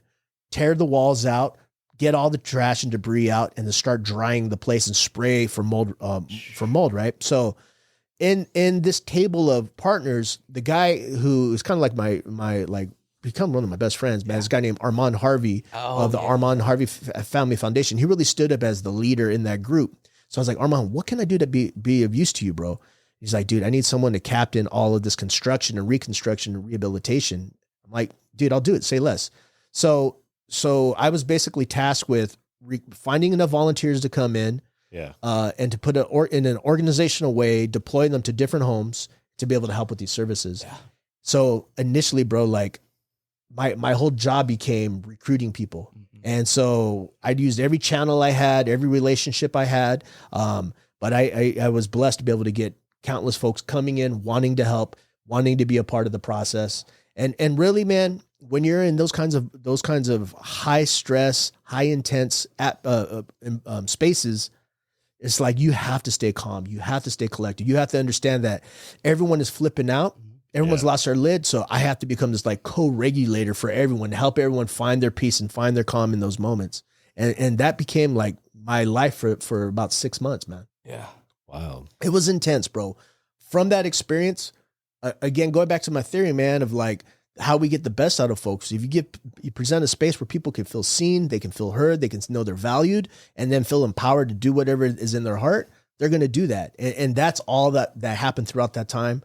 I created, even to this day, some of the greatest relationships with people at all levels in organizations, community folk. The 1 year anniversary was last Wednesday. It was the 25th. Yeah, it was the 20th. This last Wednesday. Yeah. I got invited by a community partner who lives in Shelltown to come out and be a part of this kind of remembrance. And it was just so nice to be there, bro. And it was so nice to be in a community, see community. Like when we say community, right? Like sometimes that word can be used in a marketing sense, but like when we think of folks having commonality, being connected to each other and wanting the best for each other, that's the space I experienced, man. It's brought nothing but value to my life. Shout out to Armand Harvey, right? Yeah. Because I saw him at the MLK breakfast. Yeah. He received, what was the award? The Martin Luther King Dignity Award. Yeah. Oh, okay. He received it in front of the community. I think they had 1,000+ this year. Yeah, dude, that was a crazy poppin'. room. Yeah. You know what's crazy too, man, is Armand, to speak about like what leadership looks like. Yeah. You know, Southeast, there's a long history of Southeast folks, and mainly it's a Black and brown community. Historically, it always been. And this is a community that for the most part has felt unseen and unheard and unvalued, right? Yeah. And so when this disaster hit and these floods hit, a lot of these folks were terrified, thinking that no one's going to be there for them. Yeah. So in that moment, they all start calling folks from the community that can have their best interest in mind. And that was Armand. They all started calling Armand.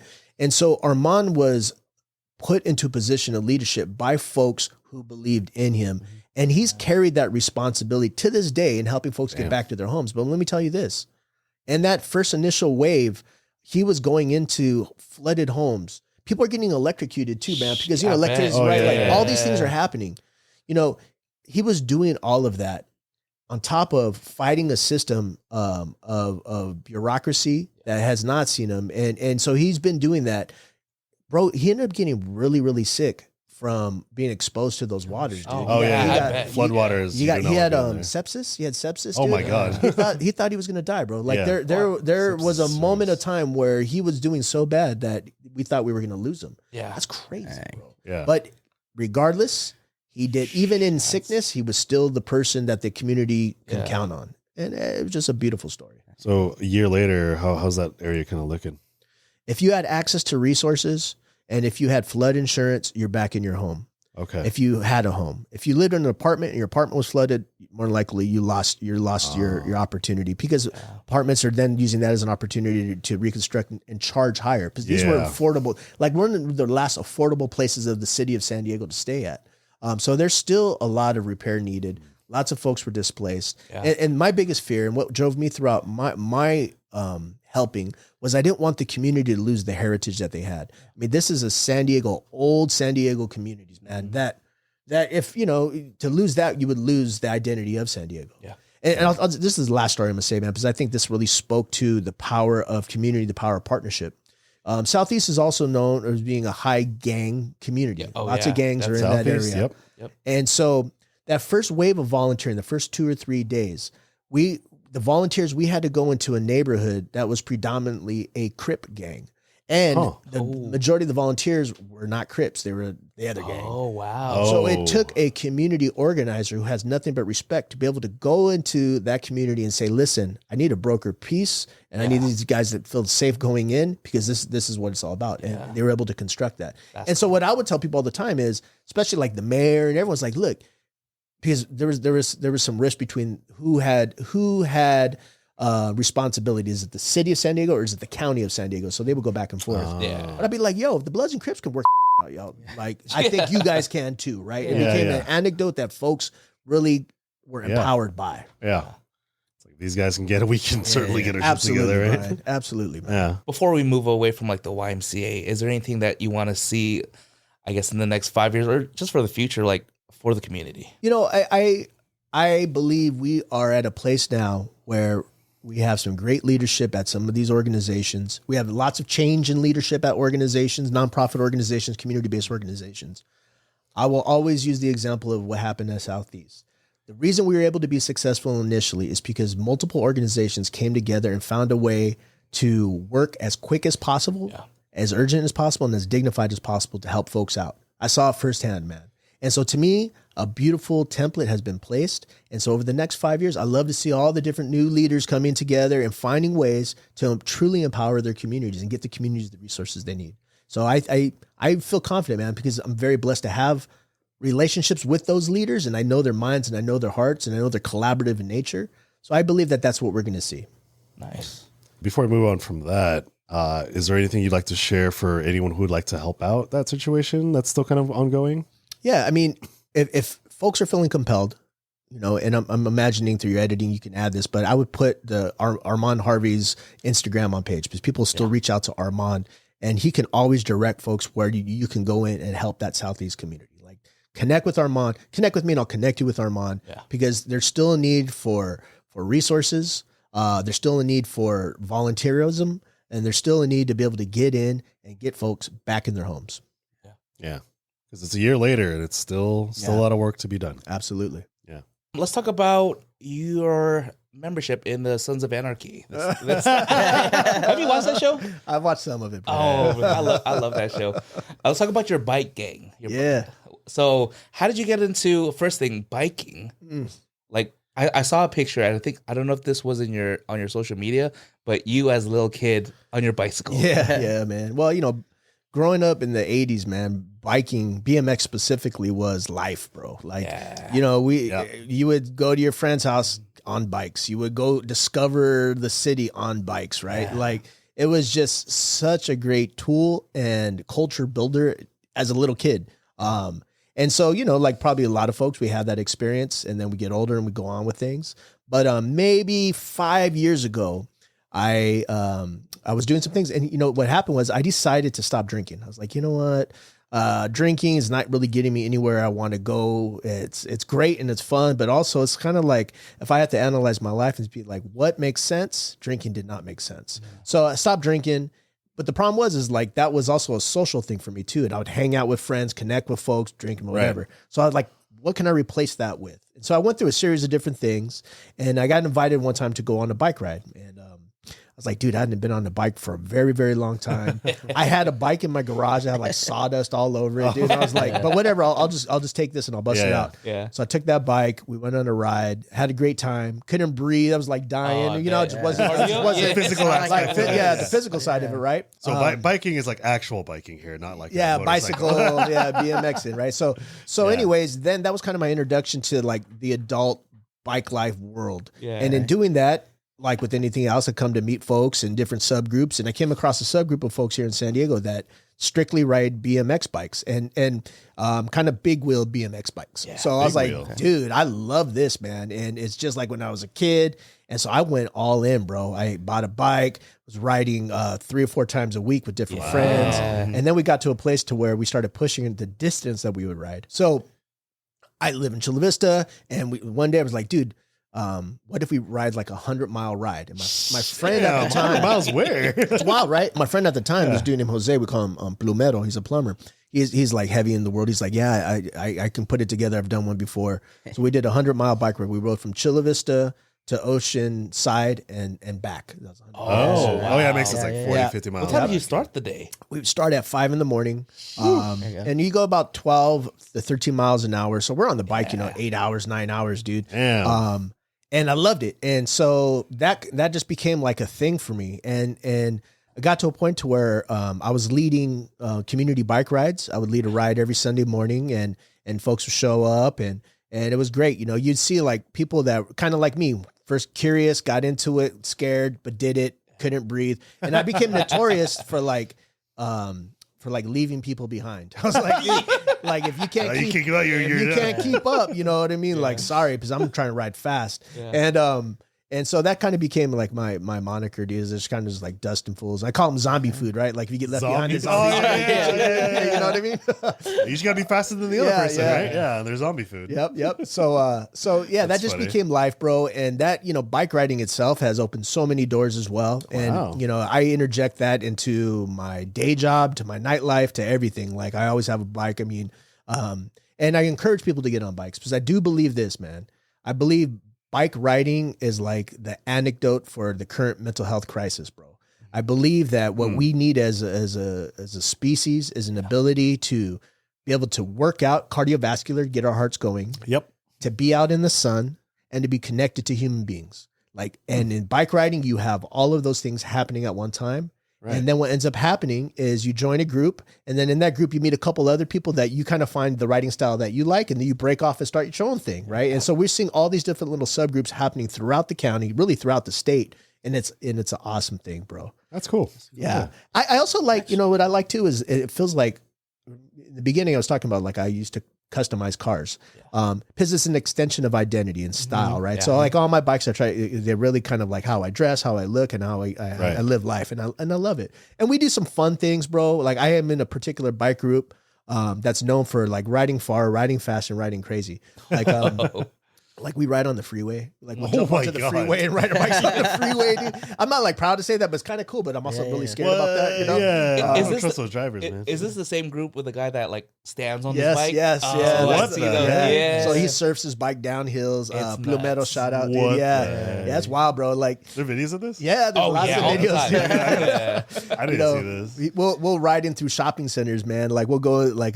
Plaza Bonita in South Bay. Like we'll ride through there, and all the kids and all the people cheering, dude. And he'll like get on his bike and surf through the mall, dude. And then all the elderly are like, Well, damn kids. I'll tell you, there is definitely what I've observed is there is definitely some cultural differences on how people interpret bike riders. I tend to see that folks of color love when they see us riding. They're cheering, dude. Yeah. And our folks that are lacking some color tend to get a little mad, dude. Especially like Encinitas. When we get to Encinitas, bro, it's a different vibe out there, bro. Oh, yeah. But we have fun, man. We've done long distance ones. I rode from Santa Barbara to Chula Vista. It was 250 miles. So that was miles? That was just a one-way trip. And that time we stayed at a couple hotels. Okay. But then recently we started at like 2 a.m. in the morning, and we rode from Seaport Village to Santa Monica Pier in one day, and that was 150 miles, bro.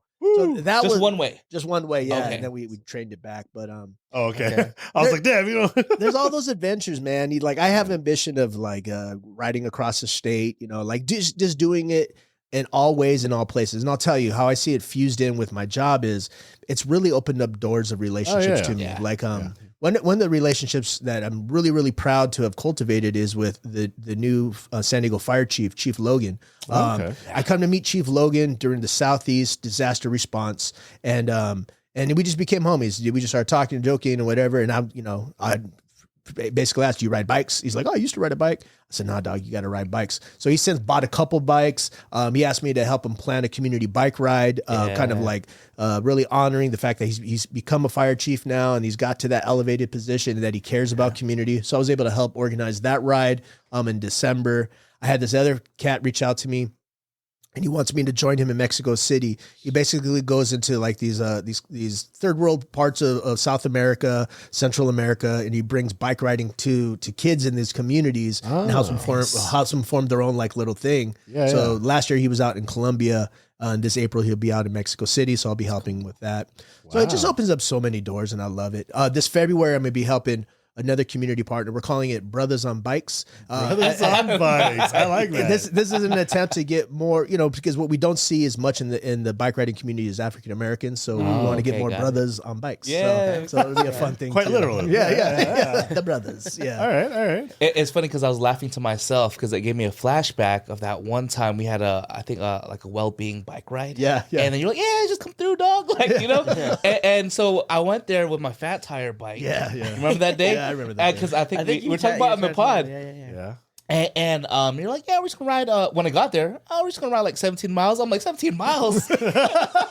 By the end, so we went through the course. We came back. Right there, Mission Beach. Yeah.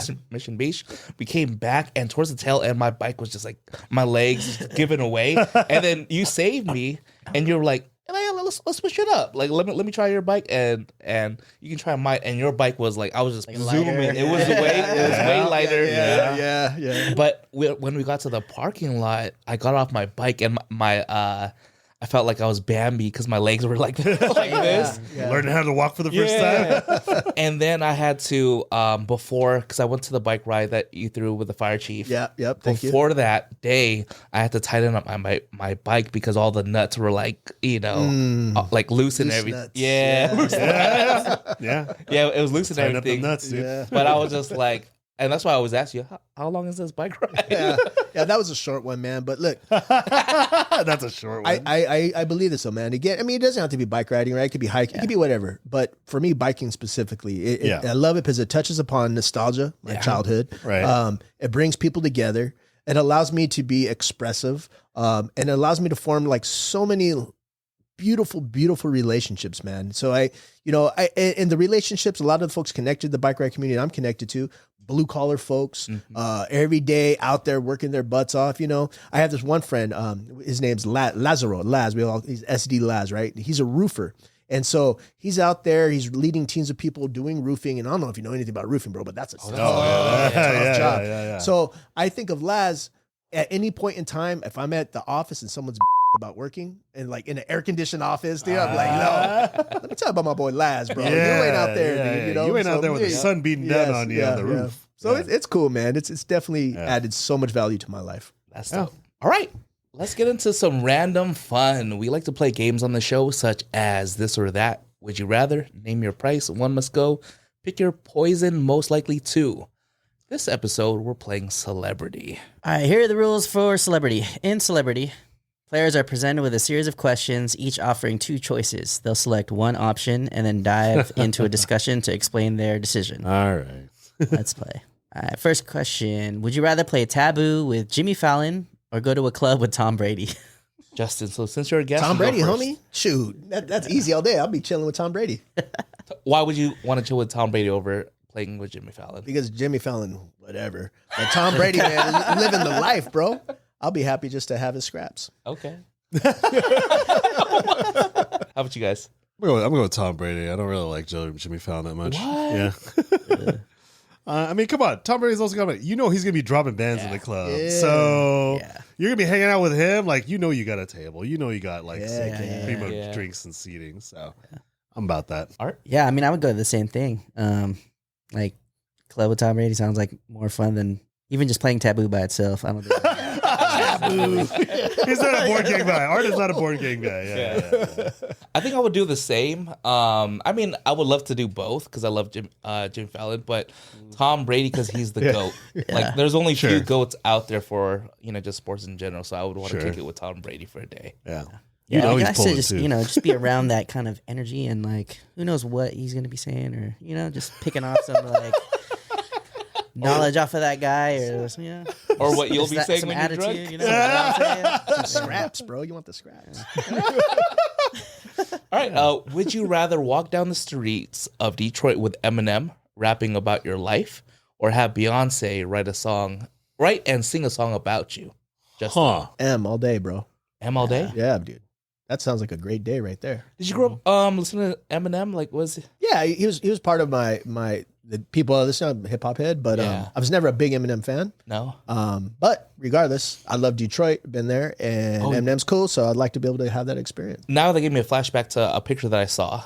You got to meet Eazy-E back in the day. Yeah, dog. No way. share that? Yeah, you share that? No way. Yeah. Man, this is like '92. Of course, yeah, right. And I was at the Los Angeles Lowrider Super Show at the Coliseum, the USC Coliseum. Okay. And while there, Eazy-E was like an ambassador for what's that like 92.3 or one of their stations, Radio stations. Yeah. And I was like, yo, dog, let's take a photo. It was funny in that photo.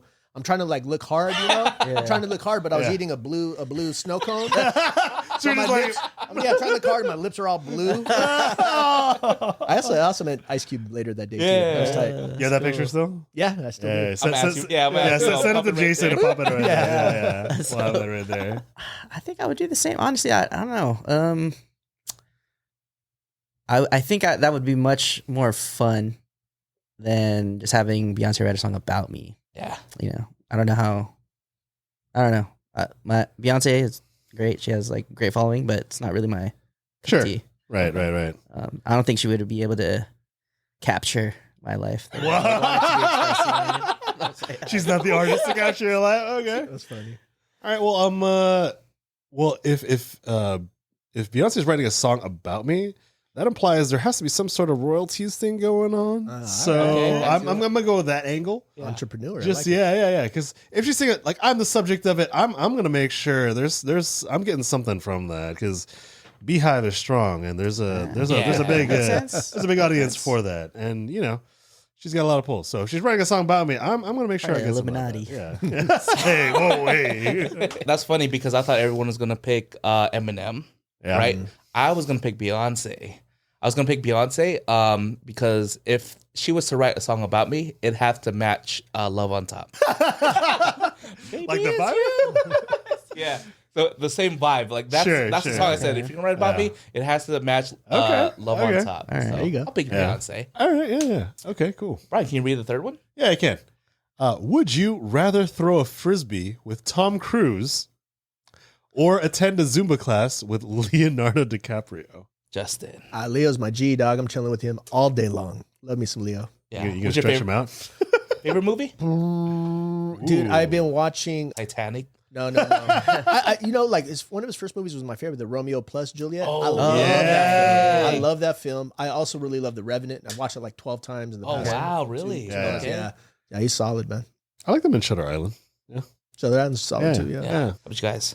Well, I assume the throw of frisbee is like ultimate frisbee or something like that. Whatever your heart desires, Brian. It's definitely Tom Cruise though. I know. I sounds see you like, leaning over there, picturing yourself on a park on by Seaport Village. I don't know. I'm trying to debate about that. I would change the frisbee. I would turn it into a volleyball. It would be You're on the beach. Tom Cruise. Come on, like man. this? Yeah. Well, no, I think come on, Top Good. Jeans, no shirt, baby oil down. No, the shorts are like this. They're like booty shorts. So did you go, Brian? Your head. I don't. Well, because I don't know if I would do either. All right, Nicolas Cage. No. Nicolas Cage. Hey, just because I said I like his movie doesn't mean I stand the guy. Come on. This about to be a 3-hour. Probably Zumba. I'll do the Zumba class with Leonardo. Yeah. Why not? Sounds fun. I think Art already said it. Yeah, I already said it. Yeah. Who knows? Maybe we could fly on a plane later too. You know what I mean? Over San Diego. Yeah. I would say Tom Cruise because I'm just picturing myself like doing Zumba class and I feel like I just pass gas. Like, just bending my stomach and doing all that. I would say checked Tom. up on, bro. I'll say Tom Cruise. Yeah, I just say Leo just because like I've heard about stories about Tom Cruise. He doesn't sound like a guy to hang out Oh, with. really? Yeah. Like what kind of stories? On set, like I don't know.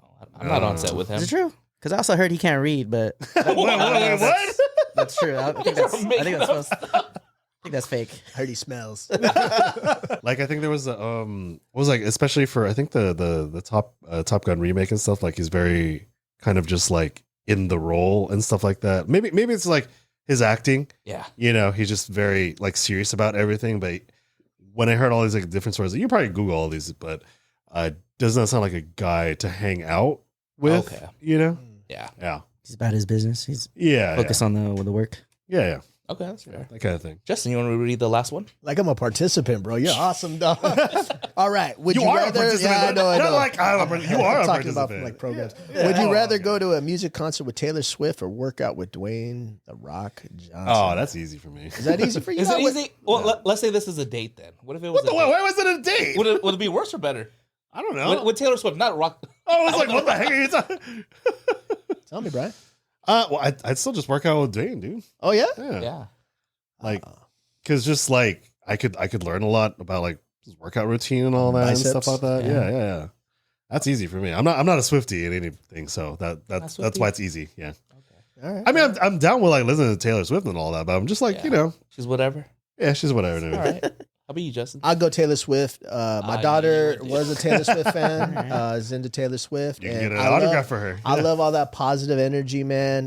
My daughter's gone to a few of her concerts. She come back to tell me wow. about Yeah. it, dude. Nice. At 14, she's going to View. Yeah. We went to Wow. Chicago to see a concert. Nice. The whole family. Yeah, the whole family, but That's just her and my cool. wife went, man. But she came back saying it was just it was something really cool to see, bro. Like so many young kids coming together, screaming their hearts out, all around positive stuff. So I'm down with that. Yeah. Dwayne seems like oily and drippy.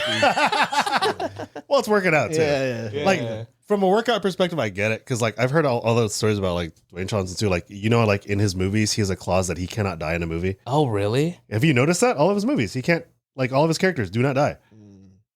Yeah, All right. yeah. There's another thing too. It's like on that perspective, I would choose like Taylor Swift, but if it's just working out, I'd pay attention to them. Yeah.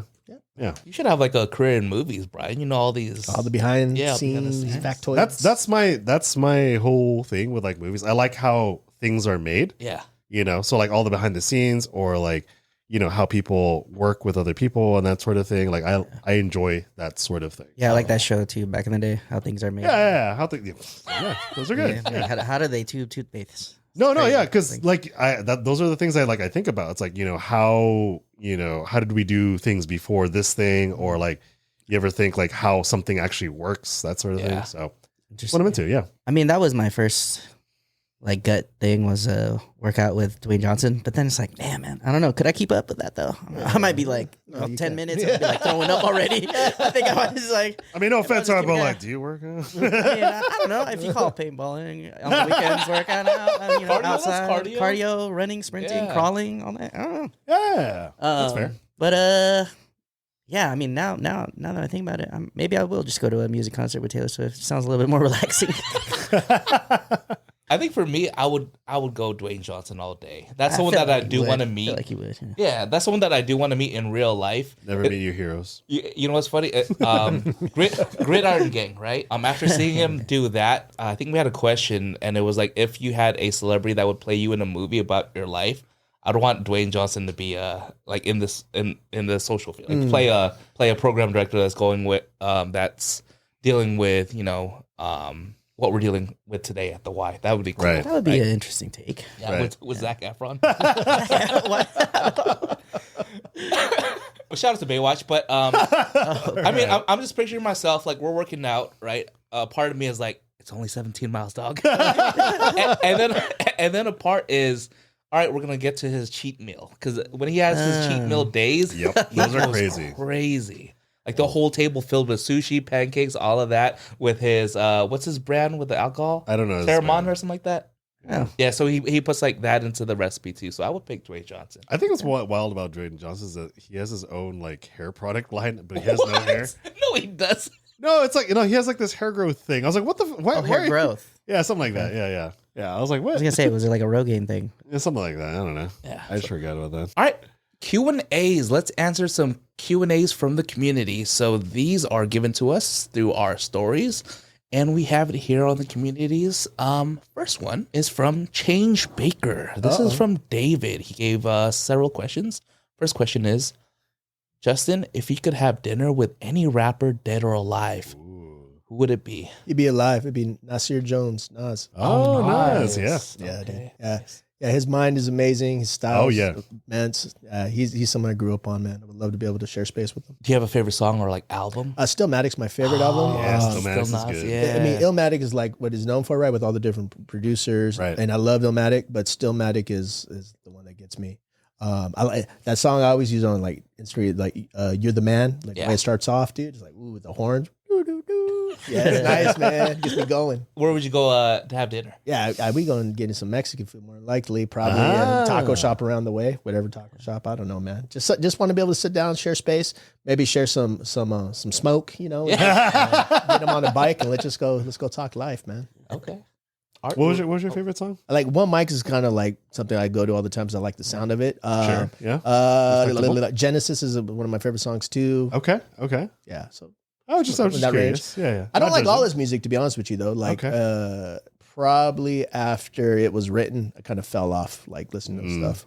No, yeah. No. Same here, though. Yeah. Next one. How do you manage your personal brand versus your professional brand? It's all the same. Yeah, for me, it's all the same. It makes my life easier, and kind of going back, I think my brand is my transparency and my authenticity.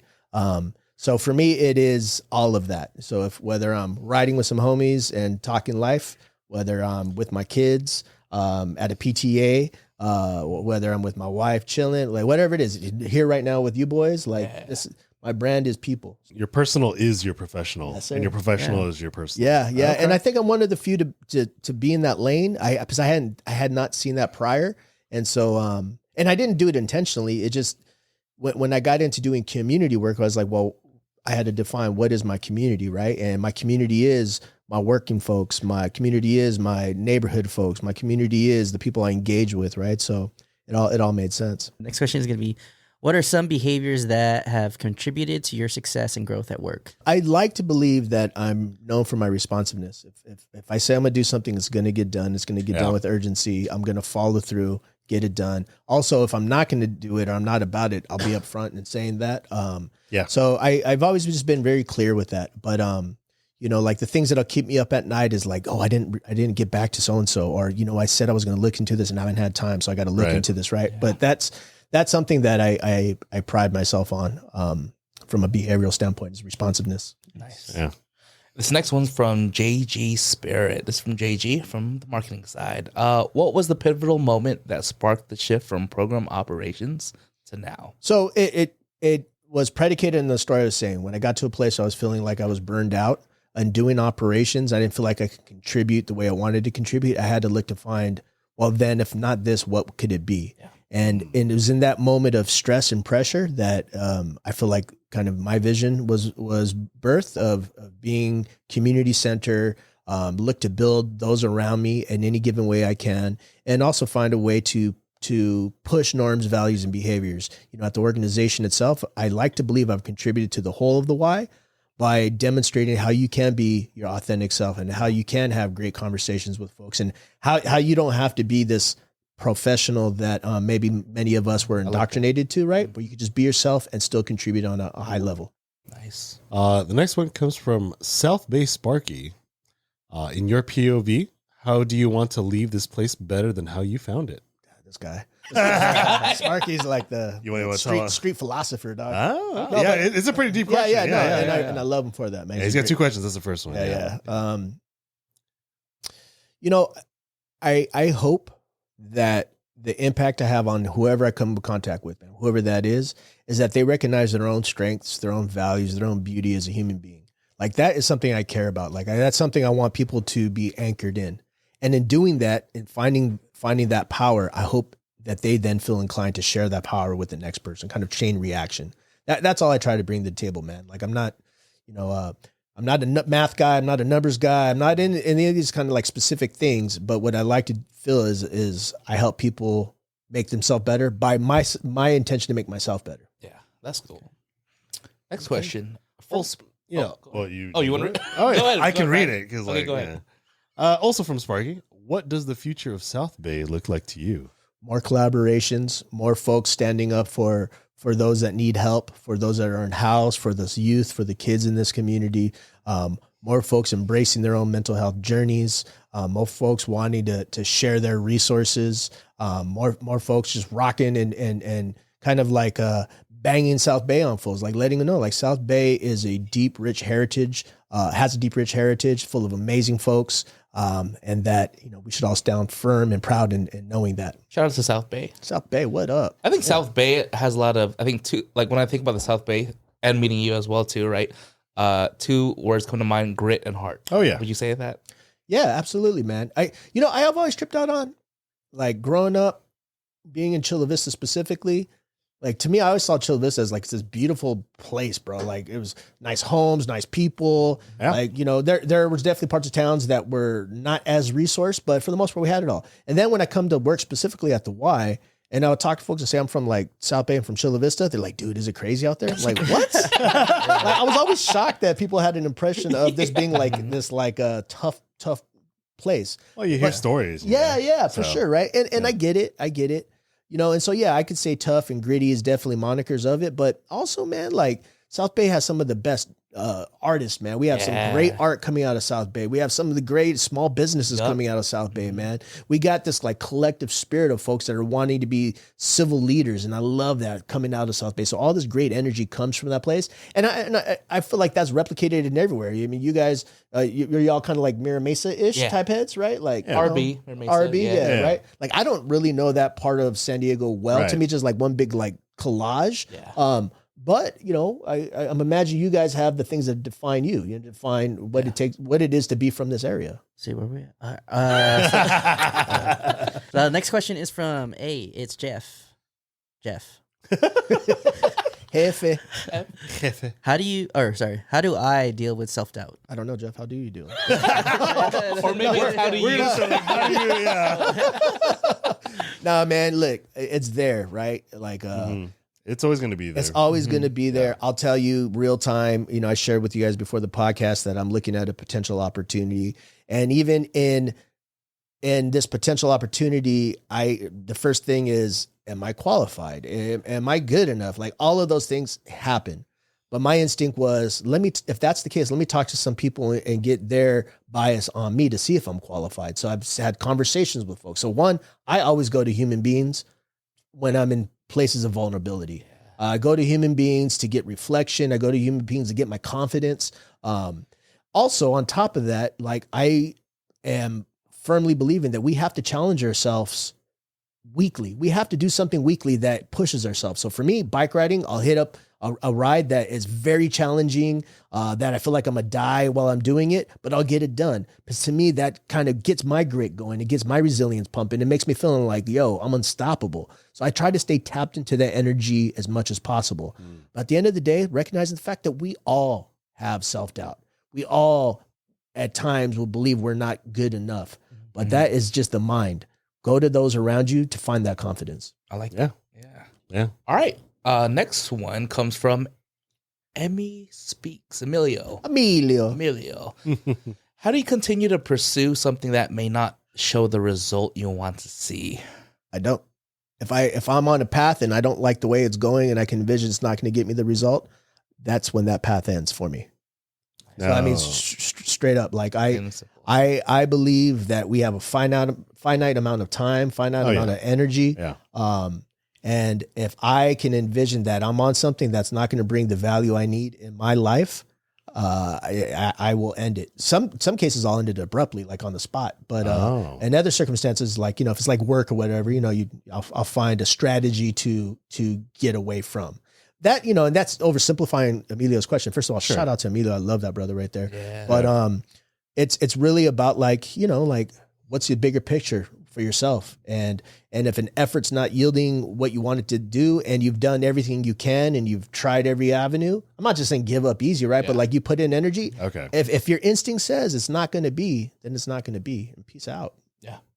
Plain and simple. Plain and simple, dog. Yeah, that was gonna be my follow-up question. Is like, how long do you stay until you decide it's not worth it? Yeah, bro. I mean, I've recently concluded a relationship with an organization that I was a part of, really a part of for a while. And throughout my experience, it was about 3.5, 4 year experience. Like I loved it. I loved the people there, but there was things that didn't sit right with me. And so throughout the 3 years, I continued to find wins that kept me going, but also started to see that there are variables that were not going to change. And so, after contemplation and conversation and reflection, I made the decision. So that was, that was a 3.5 process. But I've been on things. I had a job one time, bro. I got hired to be a drug tester for a substance abuse organization. I remember, and it was just like that was all my hold on. right.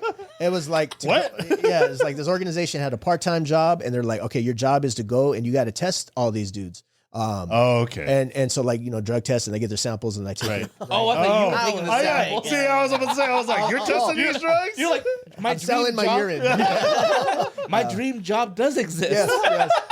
But my point is, I got hired. I got this job. Right. And day one on this job, I was like, this is not for me. Yeah, okay. You just knew. And I didn't even start the job. I was sitting outside where I was supposed to go in, and I looked at the clientele, and they look hella scary. I'm like, nah, I don't need this stress, man. So in that moment, I was able to resign quickly, man. Okay. All right, next question. What does success look like in your current position of life, and how has it changed? Yeah, I'm in a place now where I believe I'm living the best chapter of my life. Yeah. I believe I have intentionally created a universe that fills my cup daily. I wake up feeling extremely grateful.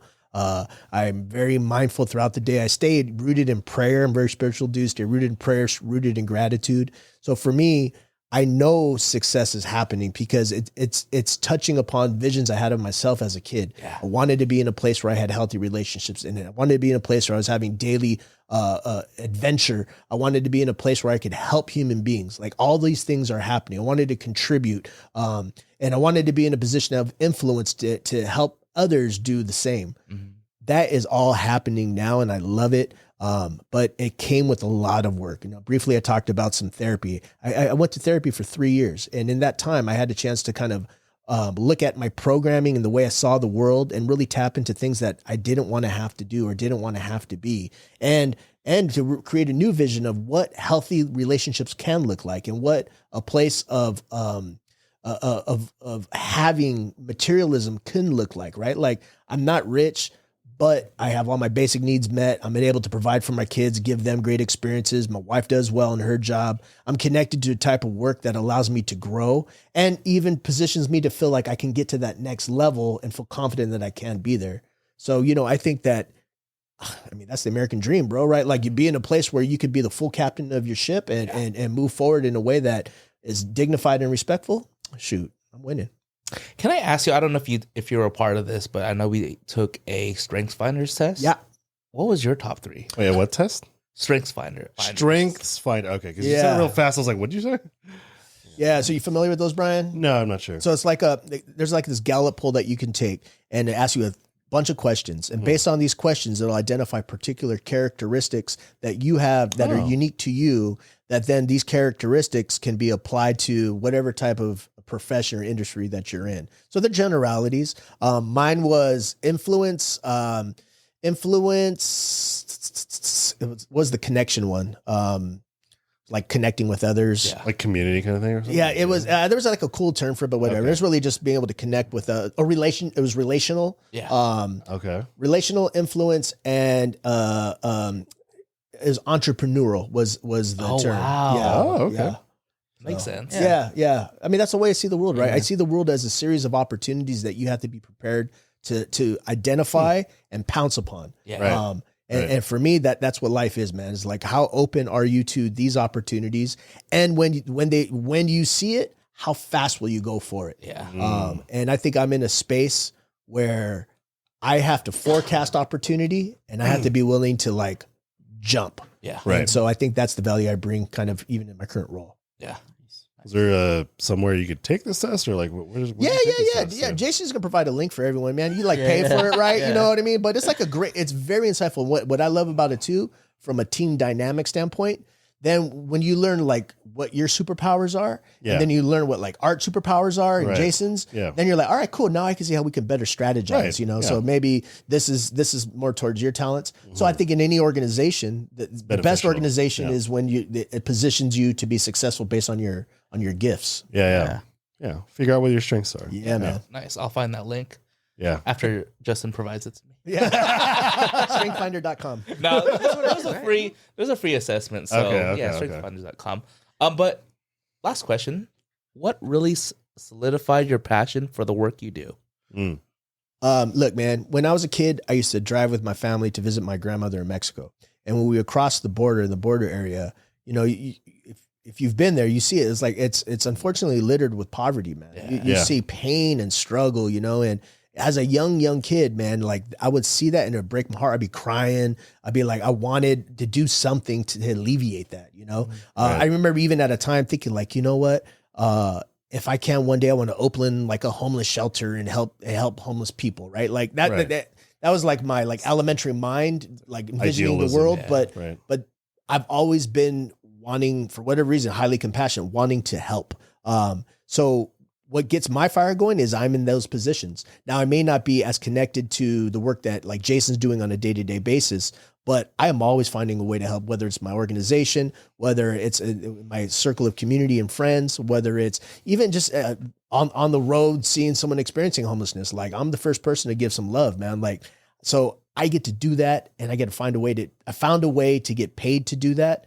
Yeah. And I just love it, bro. Yeah, it is, right? Yeah. It's that's been my quest, is how can I take this passion and find a way to make a living out of it in an authentic way. And honestly, man, I feel so blessed to be able to have done that. All right. Guest plug. Where can our community members find you? Social media handles, website? Yeah. So, you know, I'm 46, man. So like Instagram is like my platform of choice. Sure. And I love it. I'm like, love that community. So my handle is jclip78. So J Justin C. My middle name's Clint, like Clint Eastwood, right? Oh, my last name's Lipford, so JCLIPJ Clip. Oh, okay. 78. I say go to that, join the journey, be a part of it, man. But that's the best place. I'm on LinkedIn too, you know, but that's just it's like whatever. Yeah, I think it's like whatever. But like I think IG is the best taste of my life. Any shout outs, recognition? I'm with you boys, man. Like I've had a chance, Jason, Art, you know, Brian, meeting you. Like I've had a chance to be to get to know you both specifically. Art, when you were at the Y, I love, man, we'd always laugh and joke and have good times, man. And then, you know, Jason, you've always been someone that I've seen as like a homie / brother / coworker. Like I love all that. And to know that you're both driven, you're both smart, you're both good human beings, and that you're having success in this lane of podcasting and branding and social branding. I love that, bro. I want to see more of that from folks. And I believe what you're going to do is be a catalyst to get more people to find their expression, man. So shout outs to you. Thank you. Shout outs to the South Bay community, all my friends and family out there. Shout out to our YMCA family. Appreciate the questions, you all. You know, and that's really just it, bro. Like embrace the blessings of life, embrace the ability to be able to serve, to give back, to grow, to make mistakes, to learn. Like embrace all of that, bro. Because before you know it, shit's gone. Yeah. Yep. And shout out to your family, maybe. Oh yeah, give them some love too. Yeah. My honey boo, my kids, my beautiful. Because they're gonna be watching babies. this. First my lashes, Dad, and now this. Any upcoming projects and or events? Yeah, let me see. February's coming up, Black History Month, man. It's a great opportunity to really highlight the beauty of Blackness in our community. I'm excited to do that. I got some things I'll be doing from my platform and the YMCA's platform to highlight our Black brothers and sisters. I'm excited about that throughout the month. We got some community bike rides happening. Yeah. That's when we're going to do the Brothers on Bikes ride. Oh, really right. Yeah, right. Get the brothers and friends of brothers. You know what I mean? Yeah. Don't have to be a brother. Yeah, you don't have to be a brother, but you have to be soulful. But so that'll be great, you know. And then really the bigger segment of my my professional career is in May when it's Mental Health Awareness Month. I'm excited about Oh, continuing didn't know I lead a series of connection activities where we get together. Like Jason was saying, we do some bike rides, we go hiking, go on walks, just really trying to instill the behavior of self-care, connection, and more than importantly, man, it's the cheat code to the modern day at work. Like if you can find a way, instead of having a team meeting like on Zoom or like in a room, like say, yo, let's go down to the bay and go for a walk and have a team meeting as a walk, right? Like utilize this flexible world that we're currently living in. Yeah. All right, last call. This section is for Brian, Art, and myself. Thank you. Shout outs. Anything you guys want to plug?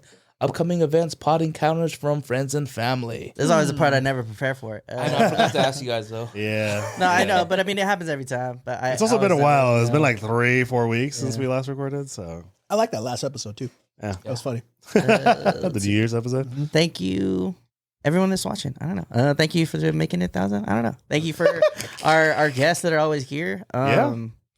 You know, Thank you to I you, think Justin, it for coming changes on. things Yeah, up, and it gives us an opportunity to take a peek into somebody's journey. And I guess thank you to this new year. I'm excited to see where it goes. Like there's a lot of things going on personally, but taking the time to really do what I need to do, and I appreciate all the friends and family that have supported me in this time so far. So.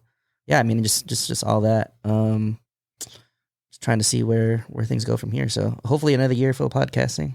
Yeah. I mean, this is about the 1.5 year mark at this point. Yeah, May is 2 years. Yeah, May would be 2 years, which is wild to me. Yeah. But I just want to thank for everyone who's been working with me. It's been a very busy January for me. Like after this podcast, I got to go do another shoot. So really grateful for everyone for giving me their business and for, being a joy to work with as always. And, thank you to Justin always for being an awesome guest today. You dropped a lot of knowledge today. Yeah. A lot of things to kind of keep in mind. And of course, thanks for Jason for, bringing us all together like this. And On a Saturday. yeah, on a Saturday. It Yeah. feels weird to us because we do Sunday. Yeah. Usually Sunday do service Sunday. for our pods. Yeah. Yeah. Yeah.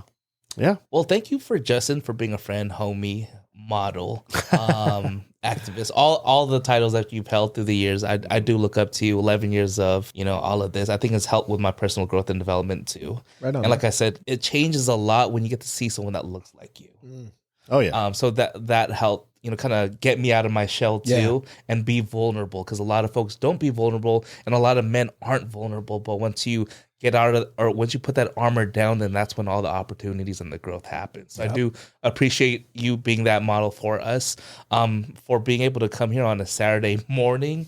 So Justin actually biked here from Chula Vista to Mira Mesa.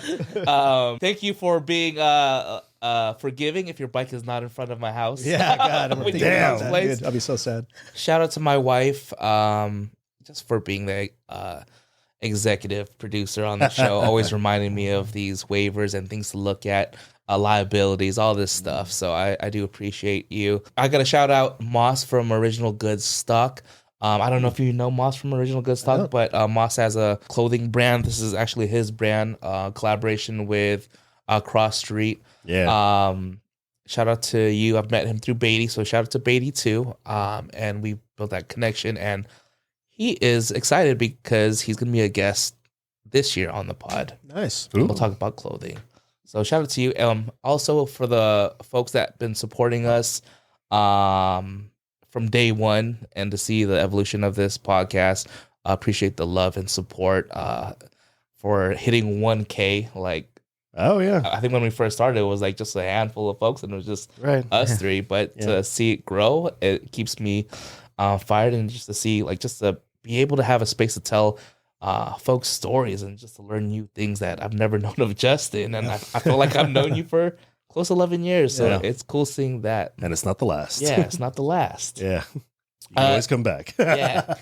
Do us one last favor and subscribe to our YouTube channel. It does help us out. Road to 500 subs. Thank you for hanging out with us. I'm brewpac.shakur. This is Art. This is Brian. It's your boy Justin. What up? Peace.